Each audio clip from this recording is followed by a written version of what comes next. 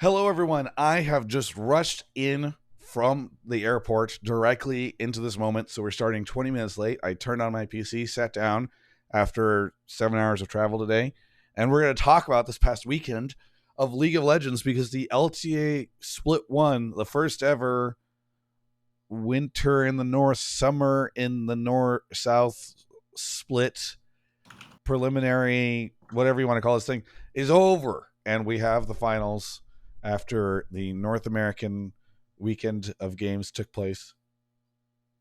Oh, I thought Kobe was walking in the door. After the North American weekend took place in the South, we're going to talk about all that on the show. We also have some 100 Thieves beef going on, which I have strong opinions about. So we're going to get into that.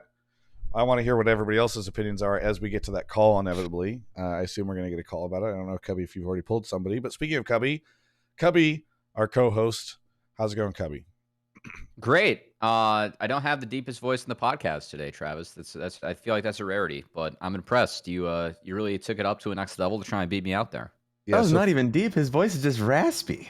For those that don't it's know, just gone. For those that don't know, I was traveling for last week and through very, very cold environments for Salt Lake City because I spent several days at the Brandon Sanderson Dragonsteel offices and then flew to Chicago for MagicCon Chicago.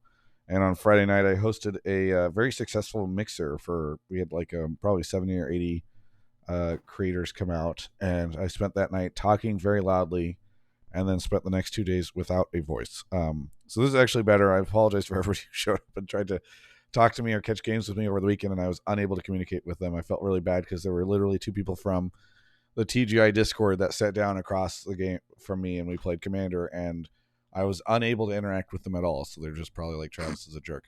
But that is why my voice is kind of raspy. Honestly, I'm happy that I have anything after the last couple of days.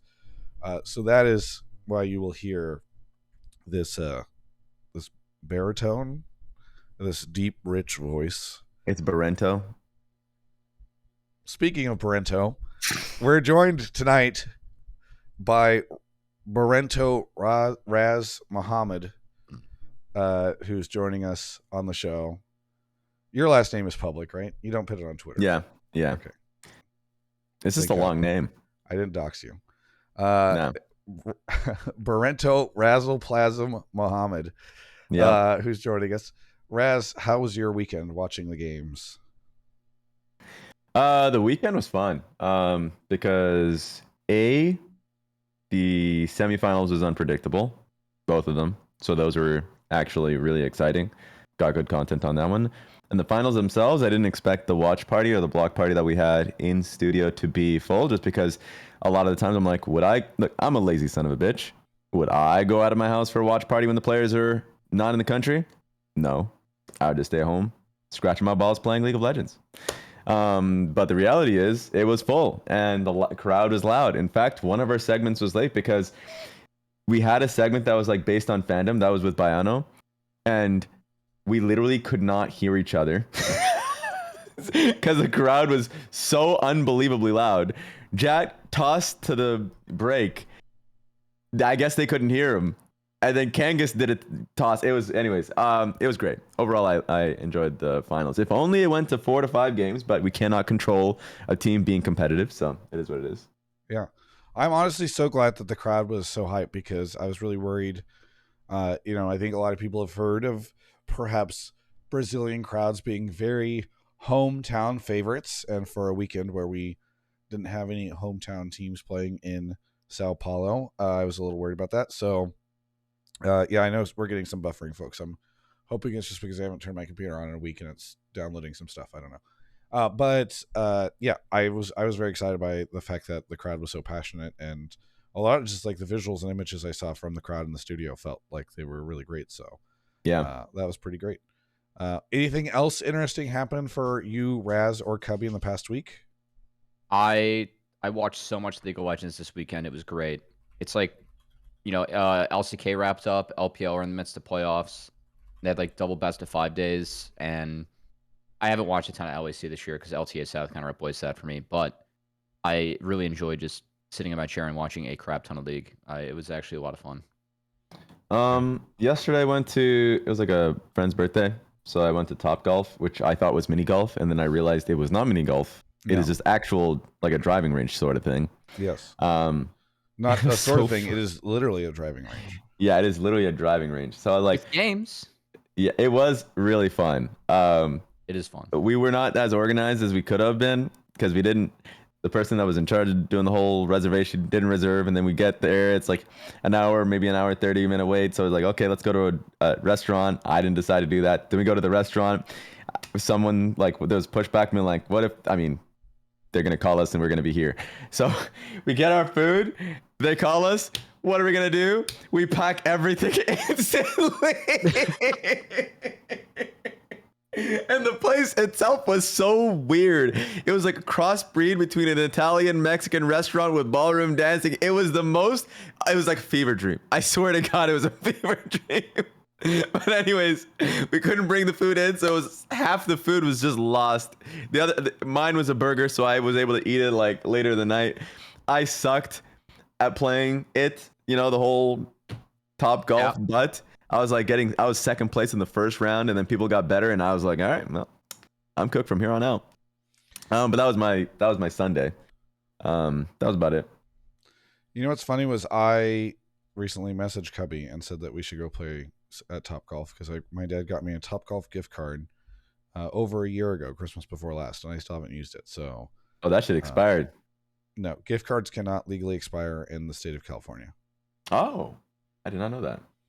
It's just one of our commie state things, All right. Anyway, let's get into talking about what happened. So obviously, the games were really exciting. I don't know if there were any particular surprises to you guys. I remember, Raz, last week, you were calling me out for saying anything, claiming that I was the type of person who was just saying, anything can happen, taking the stance in the chat. That is true. I immediately said, no way in hell is 100 Thieves winning this shit. That's a stance I'll take. And I was a little worried for a little bit. I'll admit, I was like, God, Raz is exactly the type of person who would have screenshotted that in that moment and would be queuing it up on, Twitter and social media to post whenever whenever I was proven wrong. But thankfully, I was not proven wrong. And then there was just, from what I understand, especially not just surprises with 100 Thieves doing so well, but also surprises with how biased the casting was against 100 Thieves. That is so funny, by the way. I know I'll hold on until we actually get a take, but that entire thing, I was holding myself back from, obviously, look, I'm a tweeter. I say stupid shit. It's basically who I am. But when I saw it, I was like, I have so many jokes I can make about this, and I was like, can I do it? Let me unleash me. And don't worry, this show is where we will unleash you. So Gubby, do we have at least a take about that tonight? Or in the we'll get one in the tank. That'll be fun to meme on. Okay, cool. Yeah. Anything else besides obviously LTA finals and the 100T drama that I am forgetting from this past week? It feels like it was a really long week, just in terms of everything that's happened. Project K announced a publisher, which I don't think most people that are watching the show will care about as much as I do, but I do. It does feel as though the community is ready to just burn everything down. I will say that. Man. I think what's so funny was I feel like for the last 5 years, I don't think we need to do another Hextech chess call because the last one was 35 minutes and I don't want to make Raz have to flee. But it is interesting how I feel like the community didn't even know who the CEO of Riot was for like the last 5 years. Thought it was probably Mark Merrill. Now everybody seems to know who the CEO of Riot is. So I'll probably do a video this week about it because I do have more complex thoughts than perhaps what I've shared previously on the show. And obviously there's been things that have evolved. So you don't want to call about how you don't get to open up capsules now after you get honor thresh points or like thresholds, and it now only impacts like how much you can ping in the game or emote. I'm just gonna do it as a separate video. It's not directly esports related. I mean, previously, I don't want to take calls about that BS either. I'd rather focus on the esport. I don't even have the mechanics to emote anyway, so who cares? Yeah, exactly. I know there's some doom and gloom about split one viewership I think Yeah. there's some reasons to consider why that viewership was the way that it was. So maybe we'll talk about that. But yeah, I think that's where we're at. Cubby, do you want to? I mean, I know that we're starting a little late, so maybe we should just start pulling callers. Yeah, let's do it. Discord.gg/Travis. If you guys want to drop your take at me in that Discord, and then join the Discord. We'll drag you into the waiting room if you have a call that we like. And yeah, I'm going to get in the callers. Here goes. Yeah, excited for it. Yeah, I don't know if we're going to get a call about the trophy, but I know that was a little controversial. I saw some people freaking out about that.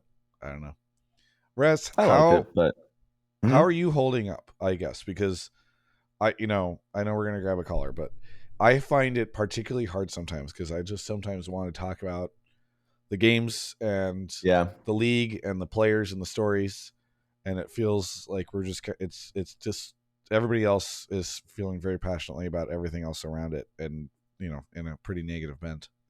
Outside of the Hex Tech chess stuff, I feel like every year there's always been something that the community has been pretty upset about. Yeah. For the most part, like half the times it's pretty reasonable and understandable. The other half it's just like there's just something that people have to be mad about. This one is like, yeah, okay, sure. But in terms of how I'm handling it, is like I just expect it. I swear to God, at the beginning of the split, I'm like, something's gonna happen, and I have to be ready for it. It's actually built in me now.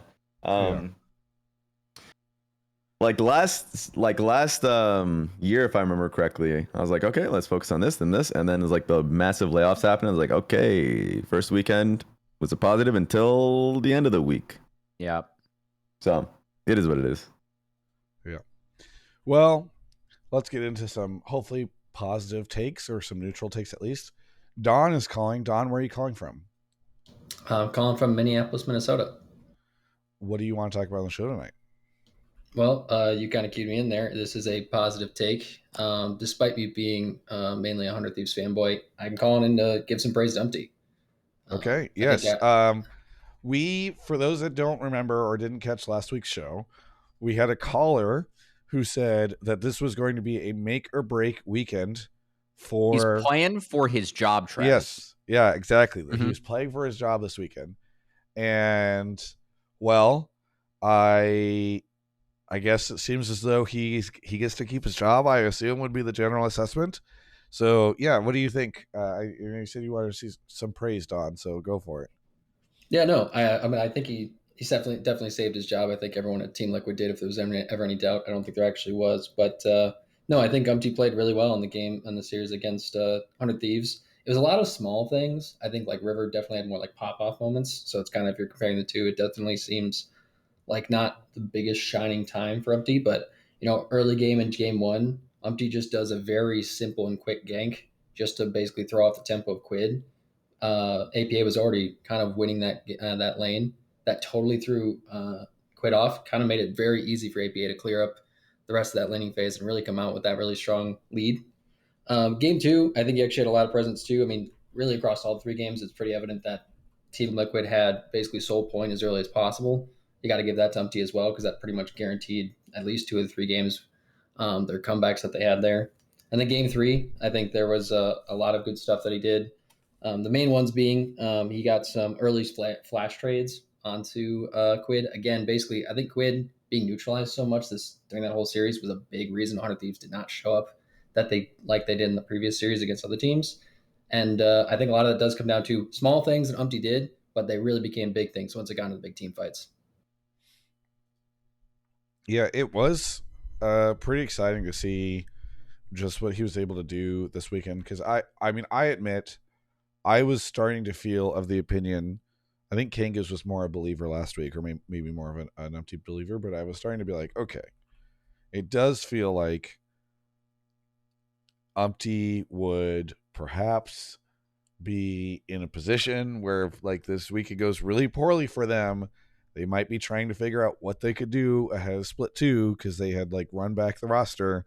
But I think that, Team Liquid had multiple issues over the course of the split, but UmTi's performance, I know, was one that people were particularly vocal about. So it was pretty cool to see him get back into it over the course of the weekend. I don't know, Raz or Covey, what do you think? You want to go first, Cub? Yeah, I mean, I was somewhat an UmTi defender in the sense that I thought that some of the issues, like UmTi was the one who had the egregious moments where it's really easy to point at and be like, okay, that's bad, right? And there were multiple of those. I think though that there were greater issues with TL. Like it wasn't just an UmTi thing, which is kind of the stance that I had last week. And in terms of at least this past week and what we saw, I thought the TL just compositionally had much more cohesive drafts than what we've seen in past weeks. Like I really liked what they did against 100 Thieves. I know they got some credit from Reddit and everything, but I feel like the 3 red side games they took, just they let through a really OP pick each game where you kind of know or can kind of predict that your opponent's going to end up grabbing it. And the responses that they ended up having to it and just what like the draft panned out to be in full was really strong for me. Like giving up Skarner to get Kasante and Malachi with Jace off the board, I think is always like actually pretty worth it. And you found a really good angle for Ziggs in game 1. Game 2, you let Callista up right off the bat. I think that's a pretty good game to take the poke bot lane they had, plus the Renekton Sejuani. Like your front line's so big, and you have the circle with the Nico. It's really hard for Callista to deal with. Not to mention they have the Knock Ori playing into it, and its strength for APA. Like we're talking about 3 games getting strength. Just in the draft, like when I look at TL side, I favor them. And also when I look at the players piloting the champions, something that the majority of TL I feel like is comfortable in these games. So I really like the setup that TL had, and I think it helped them enable their team to look good and perform. I also think that 100 Thieves made some pretty tough mistakes. They had leads in games 2 and 3. I think game 3 was a really poor draft because you just get outranged and out interacted pretty quickly in that game. But game 2 for me was the one where they could have found like more ways to play their way into it, but their front line ended up not being big enough, and the way they played the fights, it just wasn't good enough to like take down TL. So I think that UmTi does deserve some praise because he was the one that the community was looking at as being the issue. But I also think that the problems were never just UmTi; they were greater within TL.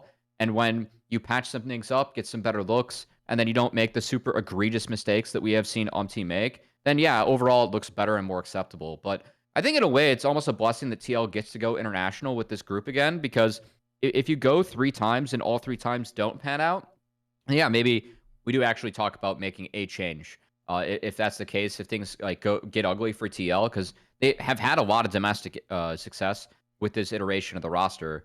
It's about trying to see if they can find any international success too, right? So I think this format's kind of a joke with the 5 teams going, but maybe if TL learns something there, for better or for worse, it can help them be a better team, make better decisions moving forward. So I think obviously going international, there are a lot of perks, but for TL, I think that there is something to be said. If it's 3 for 3 and they really flub going international, then yeah, I think that it's warranted to have a greater discussion still about what's going on, right? I think they were just waiting. We were just waiting for them to get to Fearless best of 5, where they could really show what they're capable of in a best of 5 series in Fearless. You know what I mean? Yeah, of course. What I saw, what was going on with UmTi, I feel like when it comes to the narrative, I think this is a pretty good example of narrative snowballing, like a little bit. So like the criticism of UmTi, 100% valid, like at the beginning, and still like especially around the Estral series. But a lot of the times when a team is failing because, like, for instance, I thought the 100 Thieves series the first time around in the first leg of the tournament, like he had a bad series, especially in the record-breaking game or whatever. When someone is having such a clearly bad game on a champion like Vi that is very fucking unforgiving, like, and is very clear that they're making mistakes that is causing a loss, like that is, I would say, the community and everyone will pile up a little bit because that's a clear mistake that's being made. The unclear errors, which is like what team fights we're making, what the calls are directly about, or the draft or anything like that, or someone making a mistake in lane, those are pretty hard to identify. So like people can be silent or not be aware if someone's having a poor game, but if someone's just flinging themselves into a team fight, because that's a lot of the times UmTi's role in a team. Like if you look at the the top 3 junglers in the league, a lot of the times they have different roles. Like the team gives them a lot of space to be able to farm, play around them, like all these types of things. For Team Liquid, a lot of the times they want to play a little bit faster, looser. They'll play a lot more around team fighting heavily, and he's the one that sets up the fights. So like, it's very clear when UmTi is making the mistake. And if he has like a bad series like that, it's like, okay. And especially after, like when he had that Skarner game when he pulled in the Nico and all that, there's like, oh, that's another clear area. So like everyone sees that shit, it blows up on Reddit, blows up on Twitter, and it's like, yeah, like he's not playing well. But then you start seeing people talking hyperboles, and I'm like, like let's just give it. In my opinion, I was like, let's give it time. I don't think even if he plays poorly in the next leg of the tournament and they get kicked out, like I don't think you make a change. Like unless whenever I say I don't think you'll make a change, like maybe if there's some ridiculous star or somebody that comes up, sure. But I don't think we're in that universe. And then the Isras Estral series happened, and I'm like, now I'm getting a little upset. And now it's getting bad. And the problem is, like, the mistakes that UmTi was making are mistakes that I did not see him making in regular games last season. And people will point out, like, international tournaments, like in clutch moments, that's not the mistakes I'm talking about. Just a lot of the basic setup team fighting mistakes that we see in general. And Team Liquid in general are not taking great fights a lot of the time. So I'm like, maybe he's in his own head. Like there's something that's happening there. And then as the tournament has gone by, like he's playing better, like 100%, especially in the finals.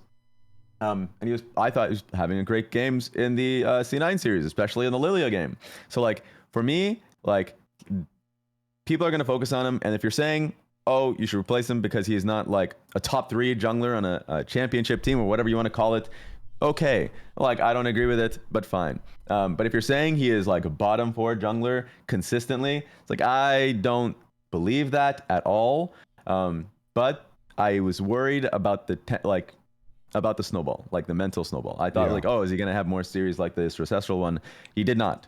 So, and with how short this split is, the worst thing is making knee-jerk decisions when based off of like 2 or 3 series. That is true for sure. Yep. Like some of the limitations that we may or may not be talking about with this format are not going to exist moving forward too. And yeah, I mean, again, I just think that for me, TL, they don't have anything domestically left to really prove. So at this point, it's the only changes that you can make are ones that you feel like are going to give you more international success. So I think that going international, at least trying to have more experience there, might be good for the team in the long run, right? I'm not saying that, like, I'm not advocating for change, but I think that's the only way that they're going to make a change, right? If they feel like they're going to have more international success with this core. So okay, yeah. I rarely do this. Do this, calling out Twitch chat on the show. That's going to go on YouTube. I'm going to get one guide. I just said, except for the international events. What's his name? Zico? I'm on your ass. You are just not listening to me. You are just not listening to me. Zico in Twitch chat said, are we actually strawmanning UmTi Flame as knee-jerk? He's been like this forever. Did you see him at MSI? Brad just did not listen to me. I just literally said the international events are choking at those moments. Hey, brother, press the rewind button. Anyways, I'm done getting one man. I just want to put that out there. I'm done. Calm down. My bad, Yanya. My bad. Okay, go on. Yanya telling somebody to calm down is about as bizarre as things get in my Twitch chat. That's true, but if he's saying it, I have to believe that, if he's saying it, true. It is. I mean, it is the ultimate nerd thing where you say something like, I think that all the Skittle M&Ms are not that good except for like the orange ones. And then somebody replies and is like, you're saying they're not all good? Haven't you tried the orange Skittles? They're so good. Like people. The worst thing is I even covered that base. Usually you shouldn't. I literally covered it. He just didn't listen to it. Didn't care to listen to it. I was like, that's why I was like, that's insane. That sentence was specifically for the one man like him. That brother just was one man impervious. Well, anyway, Don. Okay. I know that we let Zeke Hull in chat, first time chatter, distract us, but I don't know any follow-ups on any of the stuff that we were just saying. No, I think I actually resonate with a lot with what Cubby said. I think with how TL has performed domestically, I mean, they don't have anything else to do. So I kind of see them as maybe going the route of G2 if things go south for UmTi. I don't think we're at this point by any means, but like if internationally they just can't cut it, maybe you look at him because I do think, I wouldn't say he's the top 3 jungler. He's maybe in the top 4 when he's playing well, but I do think I like Blabber, River, and Inspired more right now in NA. And maybe that's a place you want to shore up TL if they can't find international success. Make a swap somewhere if you just can't find it. But for right now, he's looking fine enough. I am excited to see him go forward. I mean, TL is the team we're going to look to at first stand. So I think he'll at least hopefully show up. If they get him on comfort champions like how they had with Mao, Sage, and can't really play the third game, but just like comfort champions like that, I think he's just going to play better. The team has got so many carries. Jan Core can just do whatever he wants and make magic happen. APA is looking really good, so you don't need to have UmTi show up. He just needs to play a role player, and then hopefully TL does well. I will say that his role is really important in that team too. So I think that's something that a lot of fans don't consider. They do some crazy stuff early, and I think that UmTi is actually really important in that. I don't think every jungler can pull it off. So yeah. Raz, I know that you were not on the show last night, so just kind of as a follow up to all this, let's say UmTi and Team Liquid had bombed out versus Cloud9 on Saturday. Do you think he was in trouble? Like, how close was he to disaster? I think I think my worry is that when a team loses or something, yeah, of course he's going to be in trouble. Like, I don't trust a lot of GMs, owners, stuff like that. I don't. Because, I'll look at an organization like, I'll use IMT. They're not here anymore. I'll look at IMT and be like, okay, you had a bad split. Keep that roster or keep that player because they were not the problem. And then suddenly Revenge is gone, and you're like, oh, you guys don't have a brain. Okay, perfect, excellent. So I just, as much as I am a person that likes stability, you have a bad performance and people will start to, especially when Reddit and everyone starts to talk. And of course, we're on broadcast. We're also criticizing, so we're adding to it. Then, changes happen. So was he in danger? Absolutely. Do I think he should have been? No. Fair enough. All right. Thank you so much, John, for the call. Anything you want to shout out? Yeah. I'll shout out a couple of guys I'm still playing League with even after all these years. Tag is Body and then Cowboy McCoy.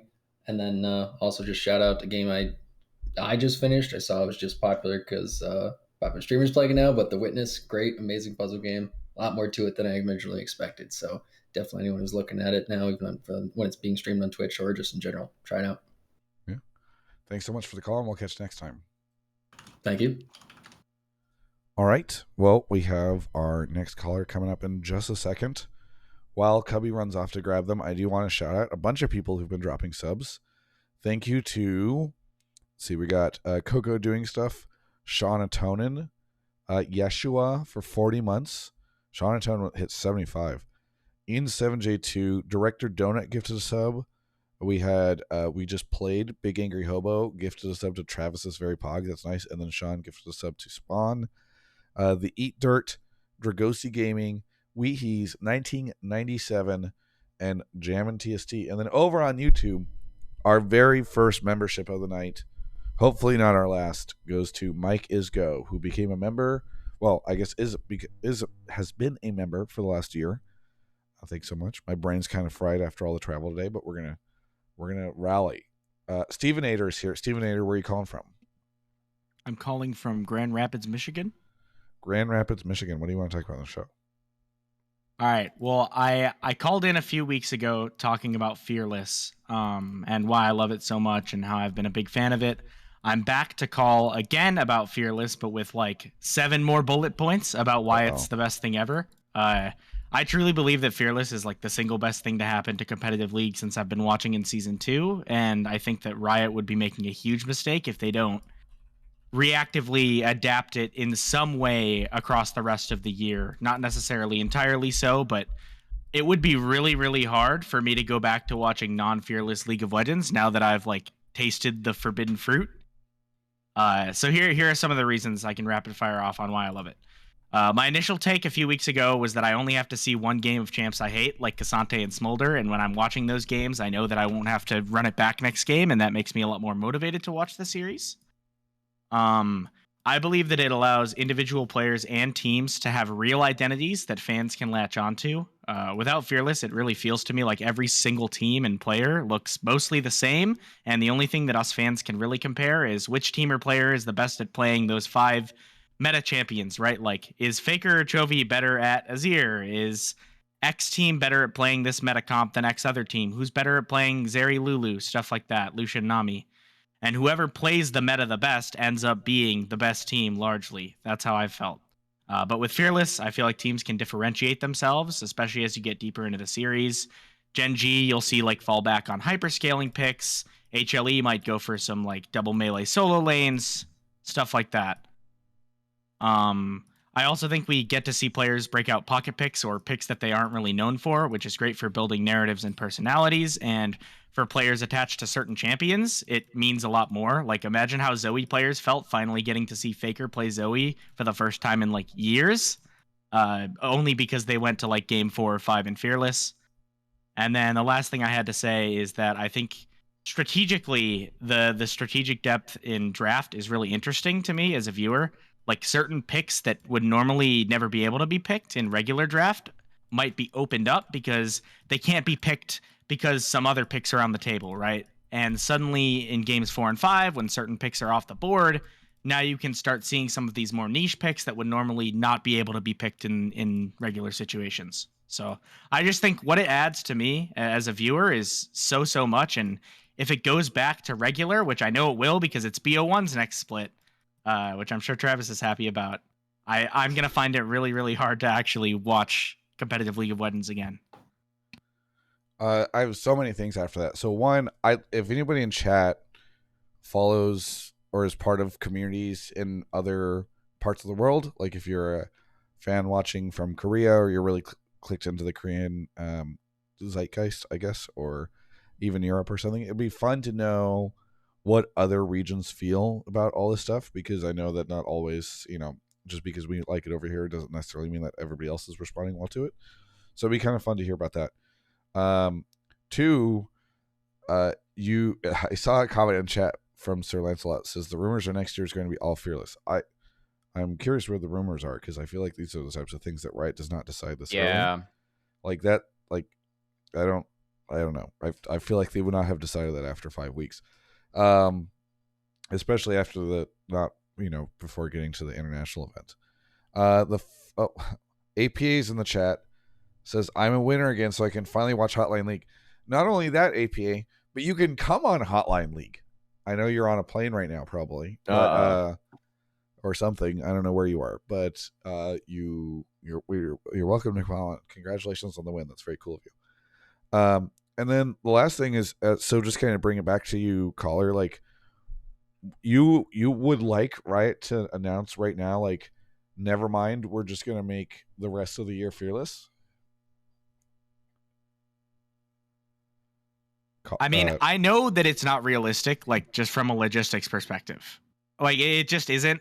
I would love that. I honestly, as a viewer, I would love that, because it feels to me like lightning in a bottle. I feel like a lot of people feel charged up by Fearless, like me, and are a lot more passionate to watch the game with Fearless. And I don't want that hype to die out by the time they're able to make adjustments. But I know that just like logistically and for format reasons, it would be very, very difficult to make that happen. I just genuinely feel like it's going to be so hard to go back to watching regular League after watching Fearless, to me. Yeah, I just feel like it would be a mistake for Riot to make dramatic format changes in the middle of the season. I don't know. Maybe this is like very old school of me, but I feel like if you're going to announce like a competitive calendar complete with like everyone's understanding of what those events are like and everything like that, barring global pandemics or something crazy, I think that it's not great to be like, never mind, we know we said that this was going to be the case, but now we're doing dramatic format changes in the middle of the year. So I'm more inclined to have those conversations about whether or not they should extend it next year than I am to think that they should just change stuff, for the rest of the year. But obviously, I want to know what everybody else thinks. Yeah, Raz, go for it. Yeah, I'm gonna just ignore logistical changes because logistics change almost everything about like how difficult it is to, like a good example, change it from best of ones into best of threes now with Fearless because of how you're adding Fearless into the equation.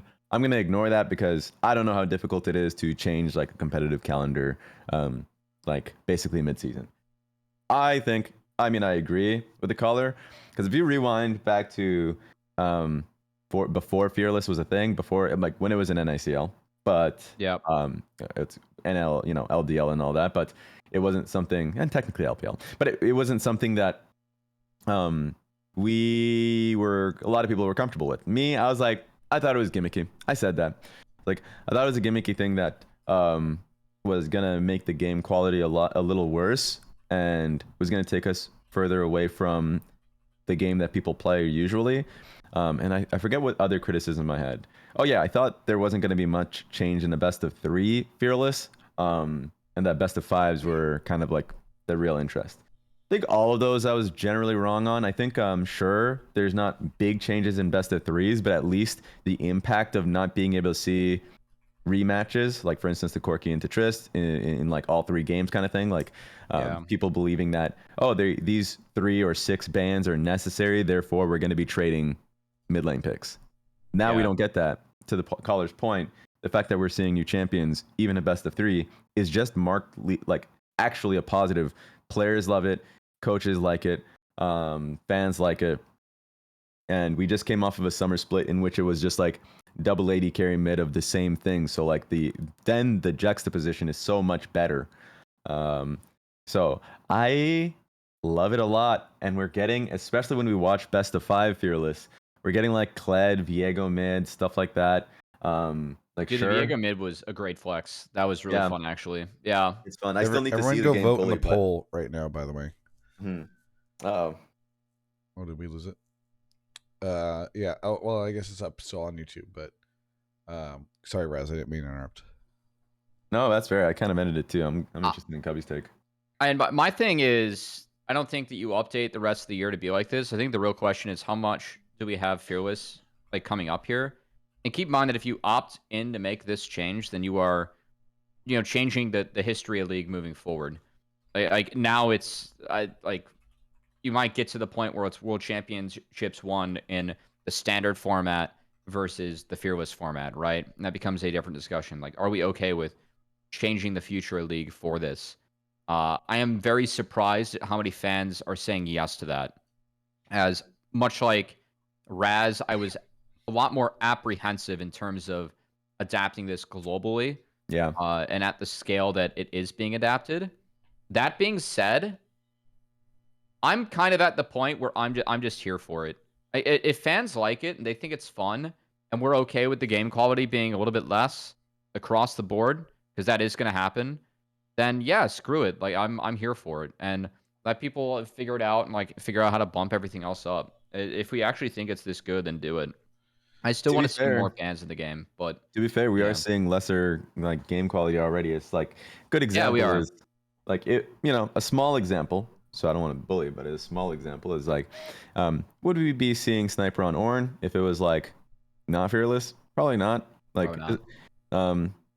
But like those are the type of things where honestly I don't mind. Everyone's on the same pedestal now, or on the same kind of judged on the same platform, and now you're challenged to be a master of more champions. And to the point, changing the game, I agree. Like I think that's still a question for me because when we changed the bans from being 3 to 5, we made it a little bit more accessible in solo queue because now you're picking at the same time as your teammates and stuff to make it still faster. Like we made it adaptable, it seemed like. And then now Fearless is just not, obviously it's not adaptable. So you're just gonna have to accept that drafting in solo queue and drafting in competitive is different. And I think that's fine. I think it's fair. But it's just like There's a minute and a half left on the poll. I'm rerunning it over on Twitch, folks, because we didn't get very many people that voted in the first time. I want to make sure everybody could vote on it. So will you skip the rest of the year if it's not Fearless? Please go vote because I want to kind of see how it spreads out. But for me, like to kind of what the caller's point was, it is true that we just end up in a situation where kind of like, oh, whoever's better at the meta wins. And I feel like even in Fearless, that is the case, right? Because it's like you start to change the meta that you're going to get, where it's like, okay, now it's just whoever's better at picking like game 1 champs and following up on that in game 2 and game 3. I think we should probably just randomize the champions that everybody gets. Because at this point in time, you know, like if we're just trying to sort of see great champion diversity and we're trying to see a lot of different stuff, like we should just switch to a world where all the champions are randomized. And like, look, I'm not saying ARAM, right? Like you still go to lanes and like you probably still randomize the champions within each role. Cause like, it's not like I want to see, you know, Volibear support or something, but like, Are you this anti-fearless? You know, in the meme point, no, Travis? I am not this anti-fearless. I just get annoyed when, and I don't mean to call the caller on this, but like the people who like get frustrated that there is a meta and that teams get rewarded for understanding the meta, and for being able to like draft and pick the best champions in that meta and build like compelling lineups and all that stuff. I'm like, for me as a boomer of 15 years watching and playing this game, like that is how the game is defined. So, but no, I'm not fearless. I honestly think like, look, right now on the polling ended on both. I'm just trolling, guys. Come on, people in the chat are saying they're gonna unsubscribe. But maybe like we're all out of jobs, guys, because the Twitch chat, the Twitch poll says 32% of people in the chat will skip the rest of the year if it's not fearless. And over on YouTube, it's only 23%. Seemingly, we're going to lose between a quarter and a third of our viewership if, as everyone tries to argue, Hotline League is a, you know, representative of like the viewer base of these shows and of the league, then we're going to lose a lot of viewership to this. I mean, I put those polls up somewhat in a sarcastic manner because I did see people in chat being like, "I'm not going to watch the rest of the year," and I was kind of curious. But like, it perhaps this is somewhat alarming. You know, I often think about the fact that Riot stopped running IRF as often as they did because even though everyone wanted it, what they found was that it decreased like the player concurrency dramatically every time they ran IRF. Like people played League of Legends less afterwards. And I do wonder if, like, maybe Riot should... Honestly, the most compelling argument for what the caller is saying in that Riot needs to do a dramatic middle of the year complete format switch on the rest of the year is, you know, they should probably go out and do real polling on if people will watch less LTA and less Worlds and all that stuff. I'm not being sarcastic. I know I was earlier, but, like, I mean, it is somewhat alarming that like perhaps there's a lot of people that are going to say this was really fun in Split 1 and now I'm far less likely to watch in Split 2 and Split 3 because I'm so used to it. Here's where I think the problem will lie.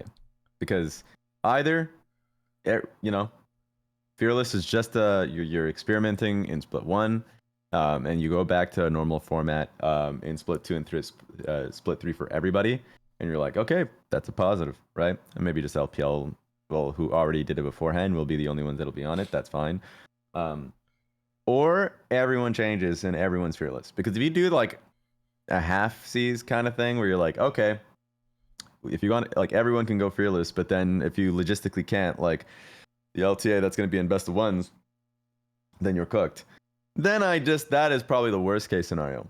Because now you're just saying that like, oh, even though this wasn't initially planned, we're going to make the sudden change and we're not going to accommodate like, you know, the leagues that literally cannot change. Now I'm talking about logistics. Because then I'm like, oh, now you're just singling out like leagues that made the decision beforehand when everyone had the same available information. That's where I think it's weird. That's where I think it gets really weird.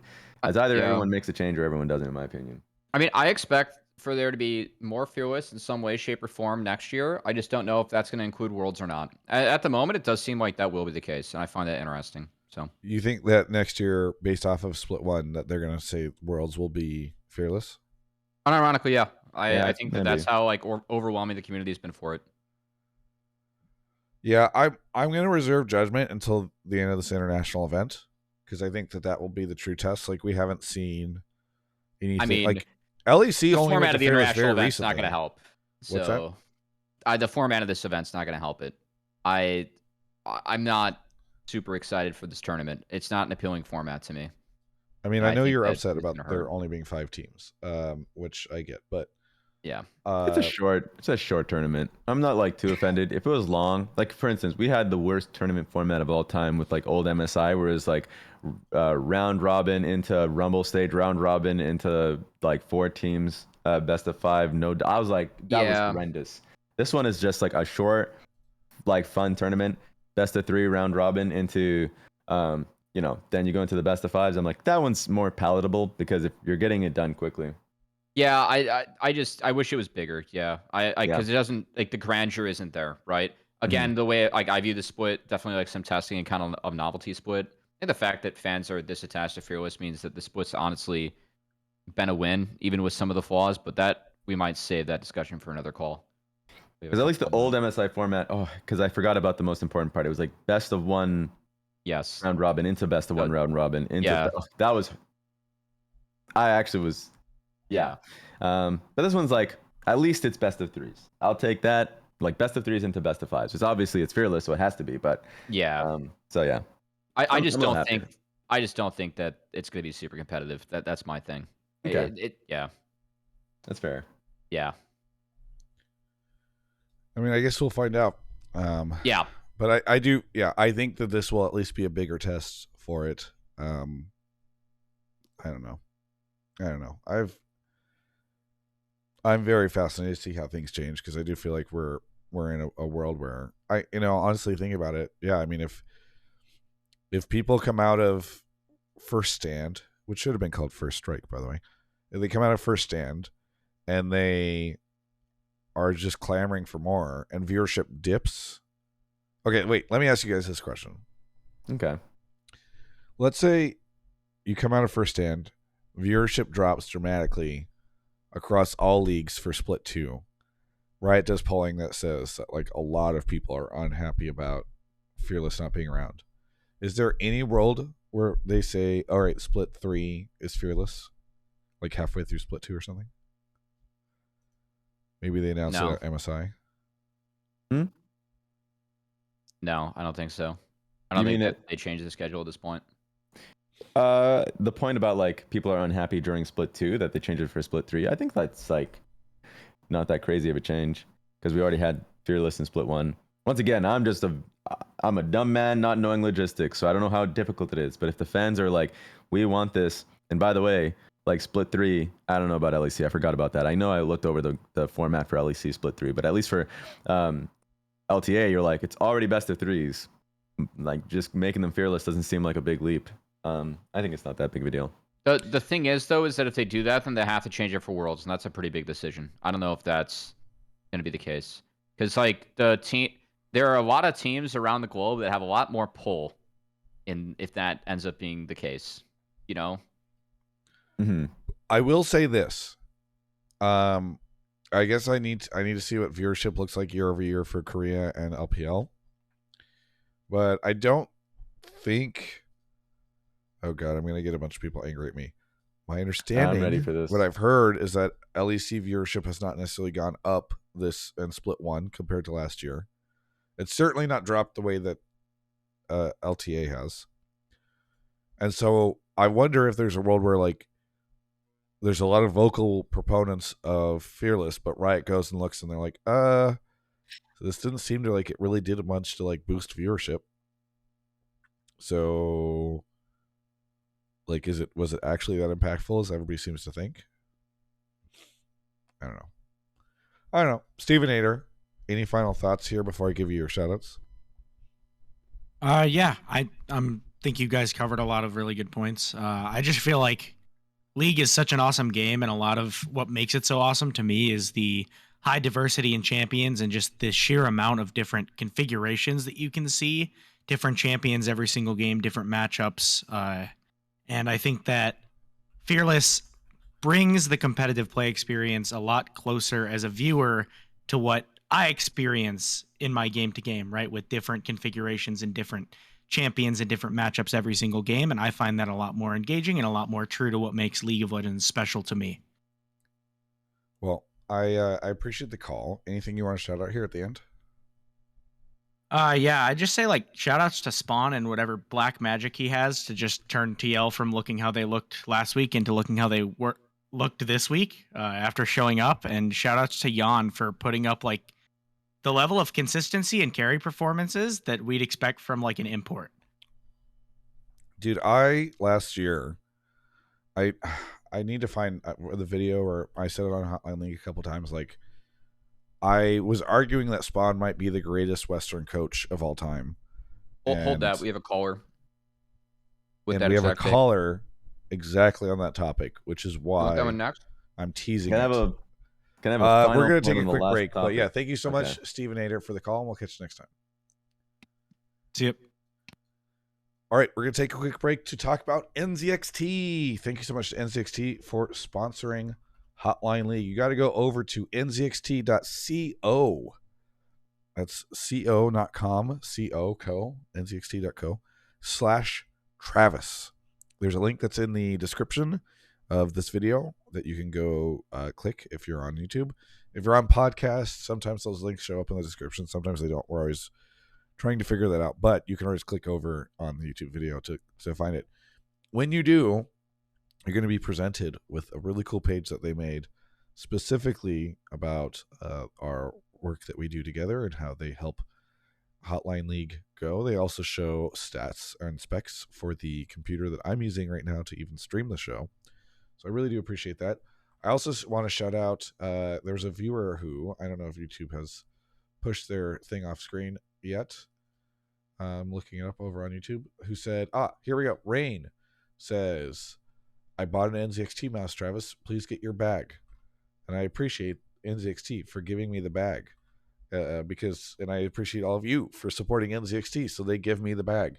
We use that bag specifically to keep the show going, especially in esports winter, to help Cubby get some compensation for this, to make sure that we can pay our editors for the show who put it up on podcasts in the mornings on Tuesdays, to help make sure that Numi can continue to be our community manager and deal with all the psychos that are in Twitch chat. Though she's been kind of quiet tonight, so maybe, we'll see. But do really appreciate NZXT for supporting the show. Your support of NZXT helps continue support of the show. So thank you so much, NZXT, for supporting Hotline League. Really appreciate it. And go check out their new gaming gear. We talked about this before. But yeah, you can check out the Lift mouse and function keyboard, all this cool stuff. They've got a bunch of different things that they came out with recently, including the Function Elite.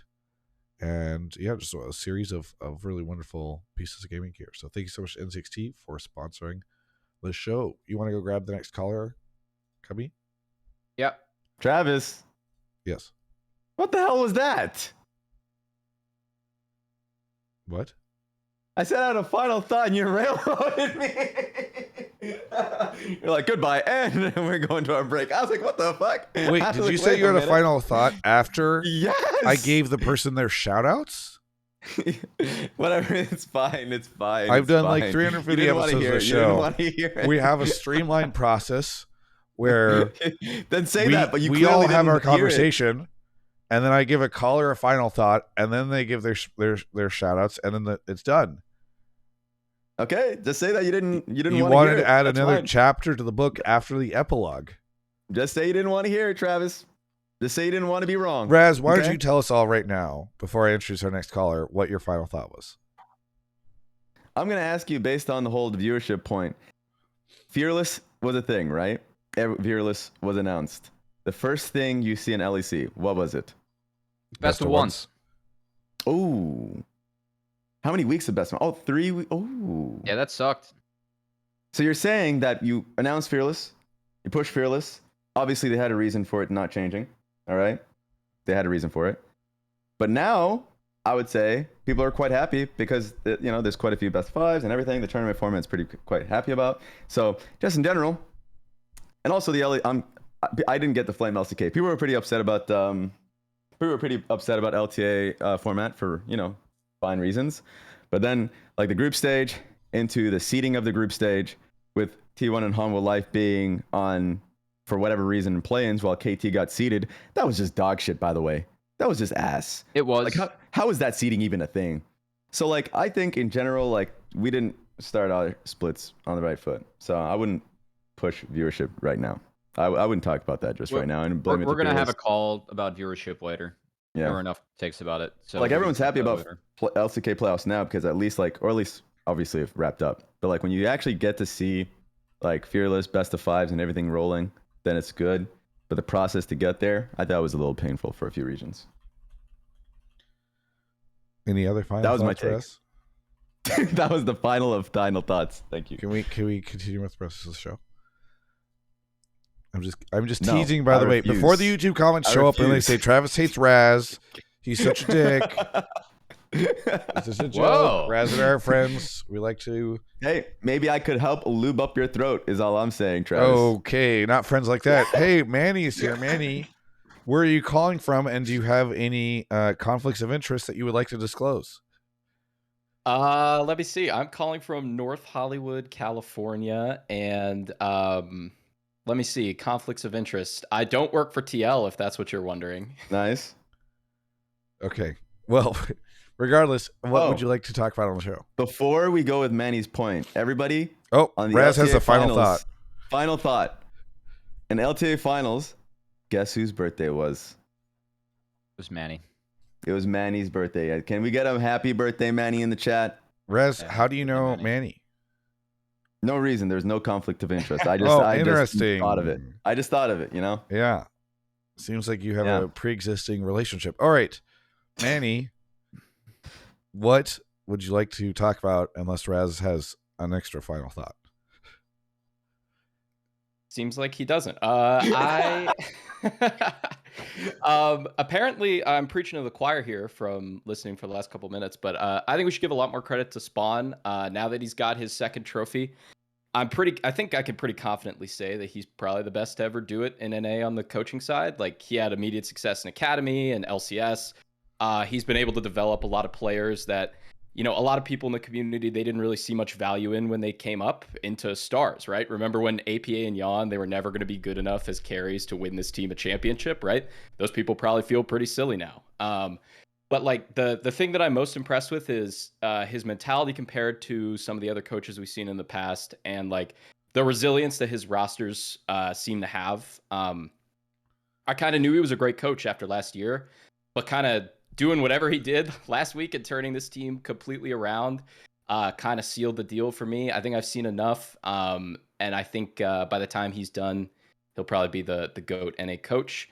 No, it's not just him. They got a great staff at TL, but this split kind of proved there's something unique that he brings to the table. Also, he gives us a lot of content for the show, so that's always a bonus. Yeah, what do you mean he gives us a lot of content for the show? Yeah. Okay. I am a associate producer for the LTA broadcast. Oh, okay. I was confused about that last sentence. Oh, I didn't know That's that, the Manny. deal. Wow. Interesting. I may or may Conflict of not have interest. made a graphic that pushed this exact narrative on the show yesterday. But yeah. This is. I think I thought you were Celebrity talking call. about the hit 2010 video game MLB The Show. All right. Anyway, so you like Spawn a lot. I just want to say I was on that fucking Spawn hype train all last year. I was like, this dude's amazing. He like crushes it in tier 2. It took forever to get him up to tier 1. Finally, we got him to tier 1. He crushed it. He goes back to Australia. His team fucking sucks. He comes back. His team's great. Like, Spawn is the best coach that we've ever had in the West. And I was tentatively saying that last year, and I am definitely saying it this year. Oh, wow. So just best coach. We agree with the caller. I mean, Cuppy, you haven't shared your opinion yet. I don't know. I'd have to go through history and look at some of the coaches, but all I'll say is that I think the graphic that TL put up this weekend and Spawn's results, that's really impressive. That speaks to Spawn as much as it speaks to TL as a team and what they have going on over there. I think Reaper is probably up there in conversation. Yeah. Who else? I mean, who else would be up there? Chat, feel free to let us know. But I You So can if you maybe guys do like I have the list of the coaches with the most titles. All right, okay, go fire it for away. Yeah. What do we got? I'm always prepared. Parth and Kane are tied at 4. Mithy has 3, but I believe either 1 or 2 of them were as an assistant. And then Spawn, Zix, and the GOAT himself. Reapered and the GOAT himself, Loco Doco, are all tied at 2 currently. I know you mentioned Spawn is Parth. tied with Loco Doco. Okay, I take it back. No, I would I probably throw in like Curry as well because he was a part of the Parth roster and then also was part of FlyQuest when they went to Worlds. So there's been a few of them. yeah. I do hold a lot of respect for Parth. I do hold a lot of respect for Spawn. Oh, someone It's mentioned funny. Zix. It's funny because the graphic that was thrown up with Spawn, the only non-top 2 that was in there was a 3rd place NACL finish, and that was hands down, I think, the most impressive split I've seen out of Spawn and the team that he had. Just from what that team looked like day 1 to the end of the split, you could really see an impact. And something that I talked about a lot with both Spawn and Golden Clue is that these guys have been playing in finals for a while in the Academy and NACL levels. And despite having completely different rosters, the identity of their teams remains similar, with Golden Glue kind of letting his boys ball out and play what they want, and Spawn's teams being much more rigid and how they are able to play to get early leads and turn those into wins. I think it speaks a lot to both those individuals that they've had different teams with similar identities, because that, I think, is one way to really mark an impact of a coach. And it's really tough to know what a coach does behind the building or like behind closed doors. We can't know everything, but it's very clear that TL with this formula and with Spawn at the helm again. I said of both TL and FlyQuest before the year started, both these guys earned the right to run it back. And I still feel that way. And for TL to run it back and, of course, add Swiffer and find success and hoist another trophy domestically, it's very impressive. And what Spawn's done early on is really impressive. So I don't know if I can give him that mantle or if he would want that mantle of being the GOAT coach, especially after only being LCS like for, 3 splits now. I think it's too early. But it's undeniable the impact that he's had on his teams. And I think that speaks very highly to both him and TL. So, yeah.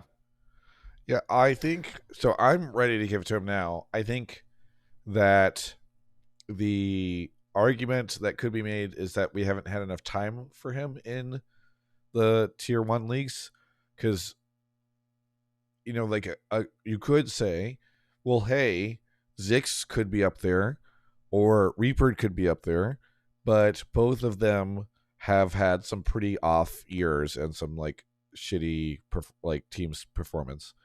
But and like, oh, our boy Spawn hasn't yet, but also Spawn hasn't had as much time for those really off years to occur. Yeah. So I could definitely understand somebody making the argument that like we haven't had enough time of him in tier 1, but I just think even looking at what he's been able to do in tier 2, his teams seem to always overperform expectations. His impact always seems to be very dramatic. His players seem to speak very highly of him. In the past, like we all have heard rumors about other coaches that the public has thought very highly of. And then you hear from the teams like, oh, this player or this coach doesn't do anything, or no, this coach kind of sucks, or whatever. And like I've just yet to ever hear anything like that about Spawn. So it seems like everybody really respects him and likes working with him. Yeah. I've heard he's a bit of a hard ass at times, but that's coaching, I guess. So I mean, he should be if it works. Like the team is playing like swap. If you're not a hard ass and about that, then well, you're just accepting being shitty. Also, for the people in chat being like, oh, they have impact or they have core, like they're the real coaches. Well, it still takes like being a coach is a lot more than just helping out with the strategy or like what's going on within the game. There's a lot more that goes into that, and if you're able to get players that have been doing this for the level that they've been doing it for that long and gain respect from that, also find a way to get more out of them, as these two players have performed better than they have in past years without being on this TL squad, like that still matters. So Yeah, I mean, I don't give a shit if Impact runs like an entire post-game review, which I guarantee you that him and Core do quite a bit. Like that's still part of being a coach and figuring out how to make sure like you can get the most out of those guys too, and like that is going well. It's a team effort, right? We don't know everything that's going on behind the scenes. This is a lot of why when I was arguing with UmTi being somewhat rightfully scapegoated, but also scapegoated. You just don't know what's going on, right? We don't know everything that Spawn brings to the table, or like what what the other guys bring to the table. But it is really easy to look like on the outside looking in and be like, hey, there's something going on here that's successful. So, if yeah. Core and Impact are actually coaches, then they've definitely had some pretty shitty years, guys, for their coaching, because they've been on teams that have not had great performances, or at least lineups that have not had great performances. So I don't buy the I buy they're great resources for the team. I don't buy they are just the secret coaches of Team Liquid and like Spawn is just a administrator. I just don't think that's the case. So no, I'm all aboard the Spawn train. Yeah. Have been for a long time. So It's just like whenever you have conversations like this, it's weird because we just literally don't know what they do. Yeah. Like, so that's always a tough one. I think whenever you bring in accolades, that makes it easier. But in the past, it's usually just been C9 and TSM. So even then, like the time we had Dylan, or like you mentioned already, Parth, Zix, like Reaper, there's a bunch of them. I mentioned Curry earlier, but like the bias that I do have some bias just because, I mean, I literally worked with Spawn back in Australia when I was casting then, and he was like one of the best bosses I've ever had, just because he has a good balance of being a hard ass, being understanding, giving you like straight goals, keeping you disciplined, like everything that you ask for. He's a fucking hothead underneath, so you're like, all right, I'm gonna do it because I know he's being reasonable and I know what I need to work towards, like work to get to what I'm doing, and I still keep a lot of the same like principles or kind of ways to improve stuff, like basically the structure and the framing that he had back then. So I'm like, I know how he handles being on a casting team.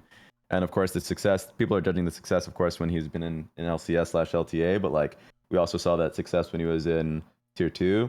So like I am like obviously partial towards him. If I was to not be, then I would probably go towards like as an old head, more of like Zix and Reaper, probably a little bit more to Reaper. But just because of longevity, I guess, towards Reaper. But I do think this was a really good tournament to show the value that he has in person. Being like, everybody knows, like if you're a coach, and you are coaching through Discord, remotely. Impossible. If you're doing a remote, you're mad because like you can only do so much remote. You can only do so much, like in terms of giving information, but like keeping people to that and having a presence, like you can't do that. So I would lean towards him for that reason. But I can understand if people go other directions, and I think if you have no experience with any coaches and if you're just watching the game as a fan, you probably shouldn't have an opinion about who the best coach is because you literally don't know. Yeah. Manny, thanks so much for the call. Anything that you want to shout out here at the end? Unless Raz has a final thought.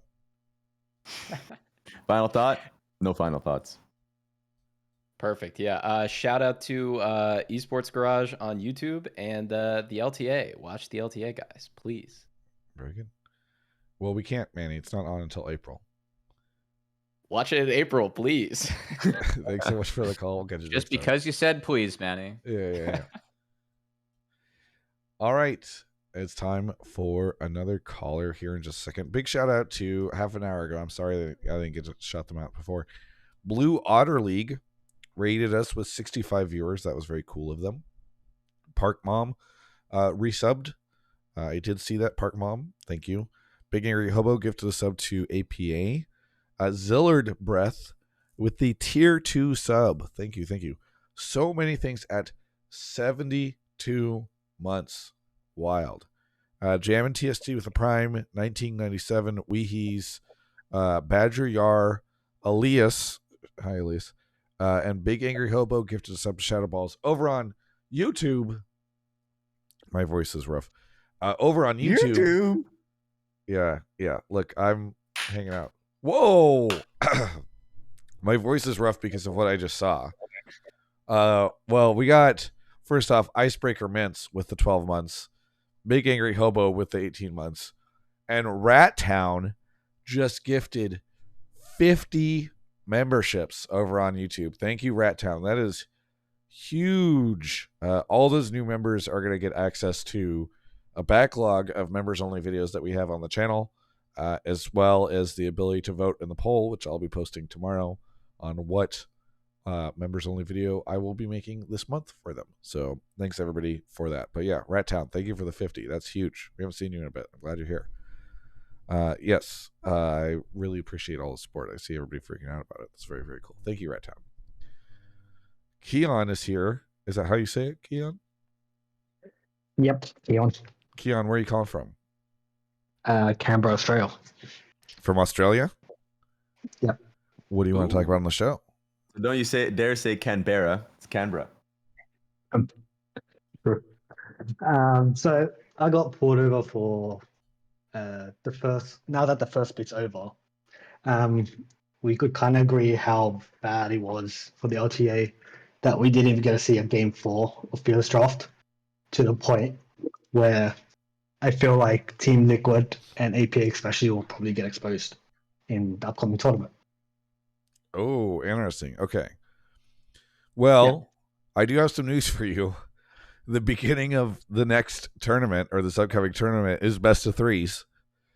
So we have that for a bit. But once, assuming they make semis, though, they would be playing best of 5s. That is true. So I've seen the Reddit comments where it's like, it's fine, NA won't need 4th games and stuff. But yeah. Do you think that if this series would have gone to like games 4 or 5, then 100 Thieves would have been favored to win? Maybe, because if you look at the finals, APA played his best champions, Zig, Nico, or Soul. So if 100 Thieves hit game 4, then you're left with Talia and then maybe Hui. We don't think Talia is his best pick. I'm sorry, I should let you speak, but you know what? I should let you speak. As I said, so game 4 he had Talia left, but then if they ban her or they pick up, it's kind of doomed. Okay. Okay, but you're not criticizing the format, right? Because it was best of 5 in the finals, so it's not the format's fault that we didn't get a 4th game. It's 100 Thieves' fault. Format fault is a whole other can of worms. Like the fact that Los Ratones played more best of 5s in the whole league is something for Fearless Draft. Because I feel like if top 4 was double in BO5, people would actually like the format. As Raz was saying before about how people like EU started with best of 1s, but now everyone likes the EU format because now it's like best of 5 double elims. Yeah, I mean, like this is something that we can talk about a little bit.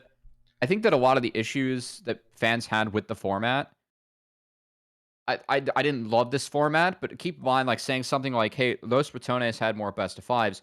Yes, that's true, but that's also a remote league, right? So Riot takes a lot more to spend logistically if you're going to have it in person. They have the budget for what they did. That includes the best of 3 semis, right? Which I think that any fan can look at and be like, hey, I don't love this, but that's the reality of the situation. I think that there is a conversation to be had for that. And then a conversation to be had that, like, yeah, of course it sucks that all the LTA South teams got eliminated against the LTA North teams, but maybe we should look at the format and make it so that, like, that's not going to happen in the first round for next year. I think that if you make those 2 changes, people are relatively happy with the format. And also, if you end up having a round where 2 LTA South teams won, I don't think that this is the discussion that we're having, right? So I think that some of the format criticisms are overblown because we got results that made the format not look as good as what it could have been, which I will agree with. But I don't think that the format was like a doomsday scenario for the winner split by any means. And I also don't. I think the form that TL was playing in, Yes, sorry, split one. The form that TL is playing in, I would have favored them in all 5 games against 100 Thieves after, especially game 2, where I feel like 100 Thieves did not play that one out well, and then they got. It's not just APA's picks; they got very much outdrafted in the other, like I think all 3 games. So, yeah. And I want to make it clear, like 100 Thieves lost the leads. Like they kept making the same Yes. mistake on Siege's bot lane. I think they Yes. just made bad plays. Like that was my biggest thing. Like even if I were to say that Quid has like a deeper pool, which I would have to look into, because like yes, that's one of his like beauties of Quid.